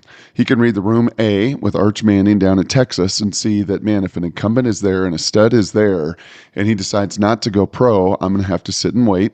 B, he reads the room that if a free agent quarterback comes in from a staff that didn't recruit me and they are an advocate for him, the story's pretty much been told, and the numbers are out there, that it is really hard to get your opportunity to have equal footing and compete. I know Alabama fans are freaking out because Julian is an immensely talented kid. I promise you, when you see this guy throw, when you see Austin Mack in person, when he walks in the room, his presence is enormous. He is bright. He is smart. The Husky staff loved him. I was bummed more than any other player for the Huskies that went into the portal was Austin Mack, and I wasn't surprised he ended up in Tuscaloosa because he is immensely gifted. They believe in him, and he has a massive, massive upside.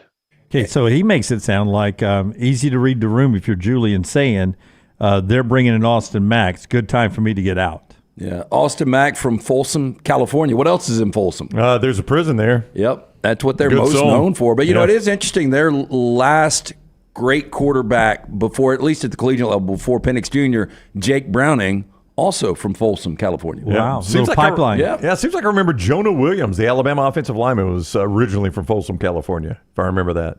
Yeah. It stands out because of the Johnny Cash song, probably my favorite Johnny Cash song, Yeah. Folsom Prison Blues. If you hear it on the San Quentin album, very good. Very good. You know, you see what else is coming around that corner. It is trash, and it's brought to you by our friends at Mortgage Right. I hear the trash are coming. What are y'all doing? This is awful. It's still March. How many days in March? LT's Trash is presented by Mortgage Right. Mortgages done the right way. Are you a veteran looking for a VA loan? Mortgage Right has been advocating for veterans since their company began. As a veteran-owned, operated company committed to your well-being, they can help you find the best terms available and guide you through every step of the process. Visit their location, Highway 280 in Birmingham. You can apply online, mortgageright.com/TNR, 205-815-9200, NMLS 2239, Equal Housing Lender. Keith said, I lived in Folsom for 7 years. Not the prison. Good athletic program. That's Northern California. I think it's right outside of Sacramento, if I'm right. It's cow country up there.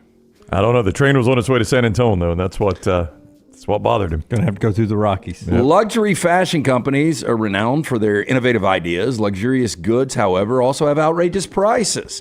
Numerous things that went viral online include the Dolce & Gabbana khaki ski mask cap for $385. The Hugo Boss flip-flops offered for $110. That actually seems like not that out of whack, $110 for Hugo Boss flops. Yeah, I mean, you could probably pay a lot more than that. But how about this? French brand Louis Vuitton has launched a sandwich bag made of cowhide leather at the shocking price of $3,000. Wow. If it had been less than $300, I would have looked into this. Now, do you use this as a purse or an actual sandwich Now, bag? the piece Do you went know? on sale. You keep your Stanley tumbler in there, too.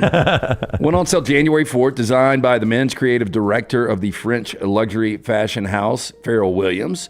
They drew inspiration from a classic paper sandwich bag for the design of the new accessory. Large clutch is made of cowhide leather in the exact same color as the housed famed paper shopping bags. Additionally, it has the recognizable Louis Vuitton lettering and blue closure to keep sandwiches or any other valuables in there. When we were flying out of LAX, I think the last day we were in Los Angeles. Yeah, it was the last day we were in Los Angeles, flying to Vegas. I was in line behind someone that had a Gucci dog carrier. They were taking their dog on the plane, and it was Gucci. And I'm like, man, that is next level when even your dog carrier is Gucci. And it was just like one of those little bags. It was like a tiny lap dog. It's just over their shoulder, a Gucci dog carrier. But Simi and Eddie Murphy, they traveled with a lot of Louis, didn't they? They did, and they had hair dryers and stuff like that. Gold toothbrush. Yeah. Check it out. Good show, Better Call Saul. I know Rockstar liked it better than Breaking Bad. I went Breaking Bad, Better Call Saul really close, though. AMC Drama has lost the most Emmys following its 6-season run, coming in with 0 wins after a total of 53 nominations. Boy, that's hard to do. Susan Lucci back in the day, All My Children. So they were 0 for 53 as a show. Yep, during the 2023 Emmys, which took place at the Peacock Theater in Los Angeles. Show was nominated 5 times, lost all 5 categories. Show's final season was up for Outstanding Drama Series, which it lost to Succession's final season. Better Call Saul star Bob Odenkirk was up for Outstanding Lead Actor, but lost to Kieran Culkin, who played Roman Roy on Succession. It's hard to argue against This that. is the most snubbed series of all time. And a great series, too. I mean, but if you finish second all time, I mean, do we think the Buffalo Bills of the early 90s were bad? No, they were No, really it's a great good. show. It's one of my top 10 shows of all time, but like Succession, I thought was a better show. Yeah.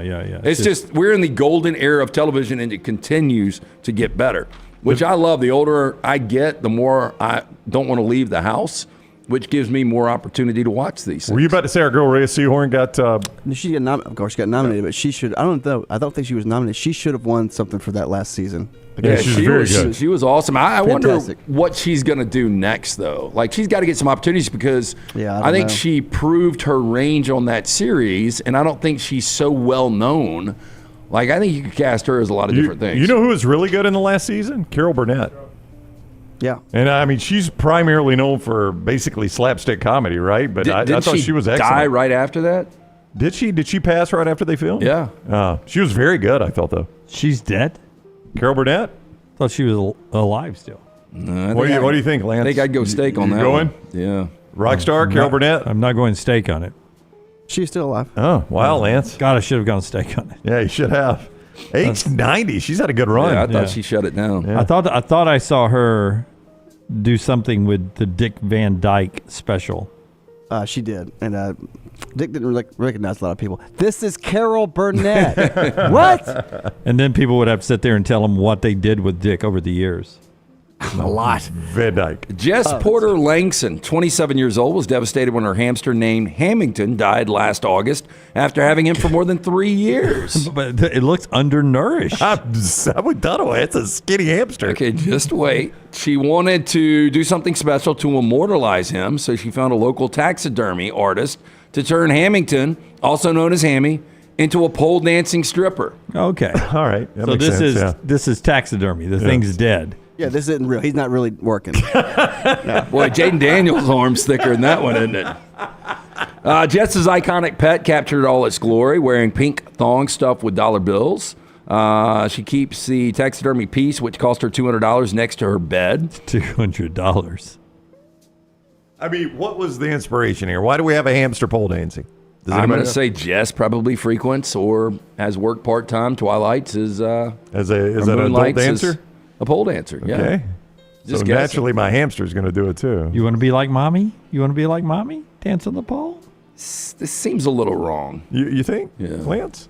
So what's the alternative? Flush him down a toilet, let a hawk take him away? I told you I've gotten to the point. It's a weird order. Like if I take an edible, I have my edible ideas, and I will put them in my phone and look at them the next day. Pole dancing hamster in there? No, I thought I had a great one. It was called the Rib Roller because I was stoned as a bat, and I had Bullet on the end of the couch. And this is when Bullet was just building his weight back up from his adventure out in the wilderness. And I would rub my feet on his ribs, and I was like, you know what? When he passes away, you could have your dog stuffed and use it as a rib roller. And so you got it still as a companion on the couch, and you can massage your feet. And then I looked at it the next day, and I was like, that's one of the worst ideas ever. Yeah, that's a pretty bad idea. Yeah. It seemed like a good idea at the time. At the time. Okay, here are some of the biggest moments, according to CNN, in television history. There is one, and I know there's 100 all the way to 1, but I want to ask you where this one is missing, and you guys tell me if anything jumps out to you. But number 65 on the list was Super Bowl 25 pregame where Whitney Houston sings national anthem down in Tampa. Bills and Giants? Yeah, the missed field goal, Scott Norwood field goal, and that was probably the Norwood field goal is the most memorable thing from that game. That's the second most memorable thing from that game. I would agree. Yeah. It became like the definitive national anthem.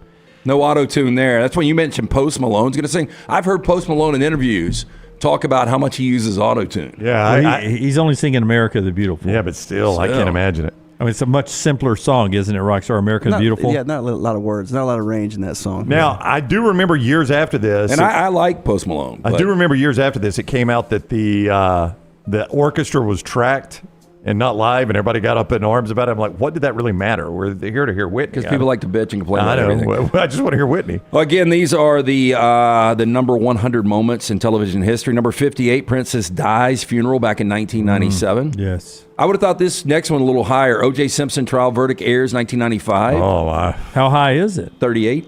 Well, that's, I'm going to need to know the other 37. Now, I watched all three of these on television. I would say the country was more wrapped into the OJ thing so far than the other two for sure. I did not watch Princess Di's funeral. I don't remember anything about that, but OJ I remember was the a big breaking deal. news. Yeah. Oh, yeah, when she died. Yeah, I remember the that. funeral, too. Number 36 on the list, Sopranos' final episode. Watched it later on. Yeah. 33 was the Academy Awards just 2 years ago where Will Smith slaps Chris Rock. How's that in the that's top? too high. That's in front of the OJ verdict? That's too high. Come on. Come on. Number 21, JR shot 1980 on Dallas. Oh, That man, was a big deal back then, man. World stopped. Was that the next to last season, or it was towards the end of their run, right, Jim? I didn't watch the show, so I don't know, Brown. I don't think it was did. I think it had like 2 or 3 more years. Yeah, I don't think it was near the end because they dream sequenced it to restart a bunch of stuff. Just an incredible ploy by the producers of Dallas. Number 10 on this list, probably not impactful then, but now when you look at the impact it has become, Saturday Night Live premiere back in 1975, it was hosted by George Carlin that year. Yeah, but going back to the Dallas thing, it was the Newhart show that first worked in the dream sequence. Their finale of the whole show was at the very last scene. Yeah. He wakes up and he had the weirdest dream. It's a callback to his previous show that he was on, right? That's right. But now the big dream sequence in Dallas was when Bobby died, or Bobby left the show, and Patrick Duffy negotiated to come back, and they made that a dream sequence. And then they showed him coming out of a shower or something. Yeah. I think the dream sequence is really lazy. I kind of agree with Lance. Number 5 on the list, JFK's death announced by Walter Cronkite back in 1963. Oh, he has to take his glasses off, Jim. He's so upset. Yeah, how high is that one? That is number 5. Number 5. That's a president getting killed, so I'm going to need to know the other 4. Number 3 is the Ed Sullivan Show. The Beatles make their U.S. debut in 1964. I wonder if Ed Sullivan was a good dude or not. Why do you wonder that? He had a lot of power back then.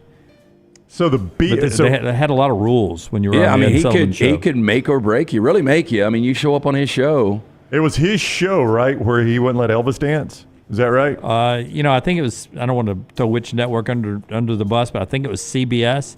I don't know if it was the Ed Sullivan people. They probably didn't care, but CBS was so adamant about this and that. We don't want to get all the women in an uproar. You don't want to lead a woman to sin? Do you guys want to guess the number 1 moment in history according to CNN, television history? Moon landing. Kick 6.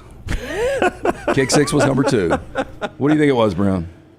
Dunaway's probably right. It's probably the moon landing. I think it's the most viewed thing of all time still. But was it even real? Was it not Stanley Kubrick, film director, taking it to television? Look at him gathered around that iPhone watching it. Everybody in the world watched that. But the one that jumped out for me that wasn't on the list, and I guarantee it was somewhere in the hundreds, was the wardrobe malfunction just because of what it did to the FCC and what it did ultimately for YouTube, the creation of it. There was another Super Bowl one. But Was it on there, though? It was not the wardrobe. How was that not in the top 100? It led us to YouTube.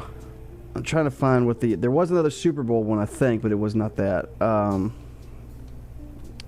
I remember we were watching it at Buffalo Wild Wings, Dunaway. Is that where we were? Buffalo Wild Wings 280. Yeah, and I did not realize it in real time that it had happened. I didn't know till the next day. Yeah, I think I told you guys I was actually in Houston for the game, and I go on with Scott Griffin from my hotel room the next day, and they start talking about it. I'm like, I really got to stop you. I don't know what you're talking about. And I mean, in real time, I don't think people realized it. Yeah. I don't think. I didn't, and I see a lot of I had seen a lot of breast at that point in my life, and it did not jump out at me. Because wasn't it covered like with a, what's it called? Pasty. A pasty? But I mean, it happened so quick, and you just thought it was part of the show. So premeditated. It was number 61. Yeah, I just thought the big part of that was what it ultimately led to, because everybody was going back the next day, and if you don't know the story, everybody wanted to find a clip. Nobody could find a clip, so a couple of those Silicon Valley nerds were like, you know what? YouTube. Yeah. YouTube. If we had a video platform. YouTube. And we thank them for that, by the way. Give us a thumbs up while you're watching this on YouTube. Mortgage Right brought you that trash right there. Mortgage Right. Yeah, buying a home, major milestone in life, getting it right comes down to the right advice at the right time. That's why we're proud to partner with the friends at Mortgage Right who do mortgages the right way. 205-815-9200 or online, mortgageright.com/TNR. Shower thought for you right here. And then in the final segment, we'll recap everything. Hear from Tyler Booker as well. He was signing autographs last night at the Alabama women's basketball game. When cows are tired, they lie down in their dinner to take a nap. That's true, because it's grass, right? There's your shower thought. They can't pass that guy. Not past Ryan Brown. Ernie, are you laying in the grass again? You've got to eat that later. What a shitty life, though, being a cow, right? It does not. It sucks. Flies on you. It's hot or cold, and then you know you're going to get slaughtered. Yep. When we come back, Tyler Booker on him staying at Alabama and everything else, update, portal news, blah, blah, blah, blah, blah, blah, blah, blah. When we come back on TNR. Follow Dunaway on Twitter and Instagram at Jim Dunaway.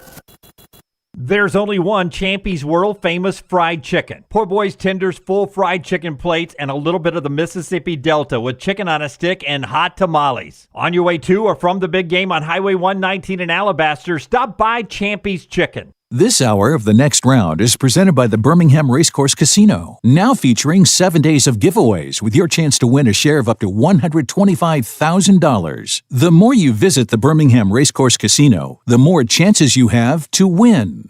Storm season is here. Make sure you have a plan of action in place right now. Greg from Pell City and Storm Restoration Roofing should be your first call when storms hit. Insurance companies love working with Storm Restoration Roofing because of Greg Nelson's name and reputation in the industry. When storms hit, call Greg Nelson. He's local, 205-542-3531. He's the home of the free no-cost roof inspection. Greg from Pell City on Facebook, 205-542-3531. It's Storm Restoration Roofing. Fire damage to your home or business is something you never want to consider. Ryan Brown here from the next round. But in the horrible event it happens, Dry Tech is here to help. They respond quickly and will reply to you within 20 minutes when you call 205-637-0143. They're working for you, the customer, not the insurance company. They've got 5 crews ready to go 24/7. Don't call the insurance company first. Call Dry Tech. Just remember this website, mydrytech.com. That is mydrytech.com. Stop by the New York Butcher Shop and pick up the finest in certified Angus prime beef steaks and burgers, premium pork chops, ribs, and all-natural chicken cut to order just for you. Their chef-prepared entrees and side dishes are the perfect dinner-to-go choice for your family and are ready to heat at home. With a great selection of fine wines and desserts, the New York Butcher Shop is your one-stop dinner shop. 2 locations to serve you, Cahaba Heights and on Highway 119 in Greystone. The New York Butcher Shop. Rare quality, well-done service. When it comes to great clothing, I love comfortable clothing that I can also wear to the golf course or anywhere I go. I get that from Roback. Ryan Brown here for the next round. Whether it is the softest hoodies you'll ever find, they're great quarter zips, the polos, the pants, the crew necks, you can get them all at Roback.com, and we're helping you save. Your first order at Roback.com can get a 20% discount when you use code TNR20. That is Roback.com, code TNR20 for 20% off your initial order at Roback.com. Start your day online with our website, nextroundlive.com, for the latest videos, podcasts, and college football stories. It's also a great way to stream the show or shop in the Next Round store. Stay connected by visiting nextroundlive.com.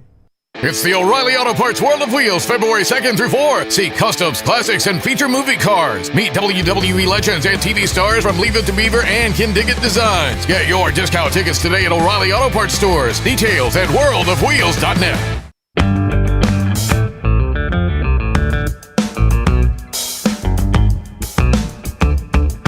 Transfer crystal ball, Julian Sayin. I just told you guys. Ohio State, 100% according to a couple people. Tom Loy, IrishIllustrated.com, says Ohio State. Chris Hummer, national writer, 24/7, he predicts Ohio State.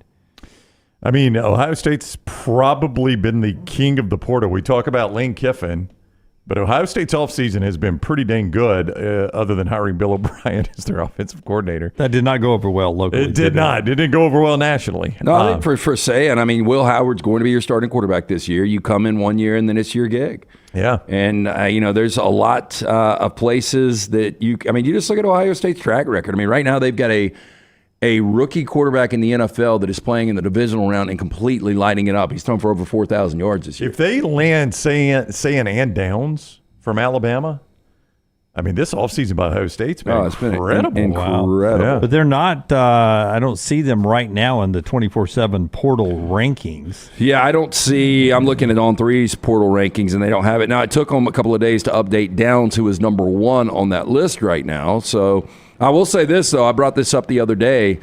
ESPN, their top headline in all sports is Alabama falling apart, or however they word it. No, it's Julian Sayin. Julian Sayin, is it really? Sayin, yeah. So Sayin is out at Alabama. It's official now. He's in the portal. It was projected earlier today. Ohio State's his likely landing space, according to 24/7. You'll hear from Tyler Booker last night on what's going on in Tuscaloosa after LT tells us about our friends at Hemp Hill Services. 205-229-2090. Call. Make sure your unit ready to keep up with this changing weather. Again, it's going to drop to close to single digits tomorrow. Woo! Call Adam, Chad, Andrew, the guys there. Trusted name. Birmingham has trusted since 1954 for all of your plumbing, heating, and cooling needs. Hard to stop a train. 205-229-2090 or hemphillservices.com. From our friends at ABC 3340, you'll see their logo, I promise you, in this video. But we have a great Is that big enough? We have a great working relationship with them because of Scott Forrester's many years of service there with ABC 3340. They were out last night at the Alabama women's basketball game to talk to Tyler Booker about him staying at Alabama and his message to those people hitting the portal. Here is Tyler Booker. Can you just talk about your decision to say, no, this is where I want to be and this is where I want to continue my career? This is always where I wanted to be, you know what I mean? I committed to Coach Saban and his standard. While Coach Saban may not be the coach anymore, his standard still lives through all of us, so we're going to continue to bring that standard back to Alabama. To any players that might consider going into the portal right now as one of the leaders of this team and somebody wants to keep this thing going, what would be your message to someone that's kind of on the fence? I mean, we were right there, you know what I mean? We were 7 points away from winning the national championship. We just got to keep everybody together and then at least give it until the spring. You got to give him a chance to prove himself and give him a chance to gain your trust and for you to trust him as well, and him to trust you. So just give it until the spring, but just realize we're 7 points away from being where we wanted to be. You know what I mean? He got there. You know what I mean? So he's a proven winner. That's Tyler Booker last night. Thank you to our friends at ABC 3340. If you are looking at the Alabama roster and take out the signing class, which I think now still has 19 people in it that are already on campus, put those to the point. The guys who are actually veterans on this team that played last year, do you think we're done with people that hit the portal right now, that they'll wait and go through the spring and see what it is in April? From Alabama? Yeah, I'm thinking 2 running backs first, Brown. Okay, the big freshman running backs, Jam and Justice. As we talked about, you're to the point now where schools are starting. You've got to be enrolled. If you're a young guy, you're probably not far enough down the academic track to take a semester off, and that's kind of what you're looking at if you jump at the portal right now, is potentially taking a semester off from school. So it would behoove them to finish this semester. If they're good enough, Jim, to find a landing spot in the portal right now, they're good enough to find it in spring. That spot's still going to be there. Remind me about some of these other young quarterbacks on that roster, though, because we thought immediately those guys would hit the portal. Eli Holstein did before we even got to the bowl practices. Lonergan and Ty Simpson are your next 2 to watch. Yeah, and those were the ones that I thought – I would have thought they would have bolted before Julian Saban. Because there again, if my coach brings in a guy that was already playing for him at Washington, I'm further down the depth chart probably than Julian Saban was. So what does that say about me? Yeah, I think the majority, it's got to be the majority. I still think there might be 1, 2, 3 that trickle in, but, we're going on a week deep on this hire. Yeah, so, and if you missed it earlier, basically – you've got, unless you take a semester off, you've got to get enrolled at another school, and those days are fleeting. That clock is ticking fast at almost any school. Now, if you're a stud football player, I'm sure most of these schools are going to find a way to get you in. But that is really the thing that is facing these guys that aren't in the portal yet is if they want to go to school this semester, they're going to probably need to be at their landing spot because now I can go through spring football as well. And that could be very important for them is to be there for the spring just to try to get acclimated and learn your teammates and maybe even establish yourself in the depth chart. Taylor had a really good idea. She put out a list of offensive and defensive exits from Alabama off the 2 deep chart. What's going on there? So I'm gonna look at that. Is there anybody you think that could be a big name that you're looking at that still is out there that is next to leave? Anybody from Alabama? Alabama, anywhere. You named a couple big ones. If you start picking off some of these running backs, that would hurt. I don't know. You'll just have to see in the spring. Again, I don't think this is over by any stretch of the imagination because here's what happens. Whatever's left of this roster, how many guys, what are the odds that all 100% of them are going to say, you know what, I really like this DeBoer guy. I think I'm going to stick around. And they're going to take time to get to know him, and they may just not like his approach. They may not like where they stand in his eyes, and they're out again in spring. So this is going to fire back up in spring. Now, the good news for Alabama in spring is you're on a level playing field at that point. I can go get from other schools where I can't right now. So you'll be able to combat it more in spring than you are right now. That's the good news for Alabama. It does seem like Lawson and Campbell at tight end, Malachi Moore as the star position, Jalen Milroe and Tyler Booker. Those 5 guys seem like they've re-upped and committed. So Deontay Lawson out of the mix. I think Jahad Campbell has had a pretty outspoken stance on staying at Alabama too.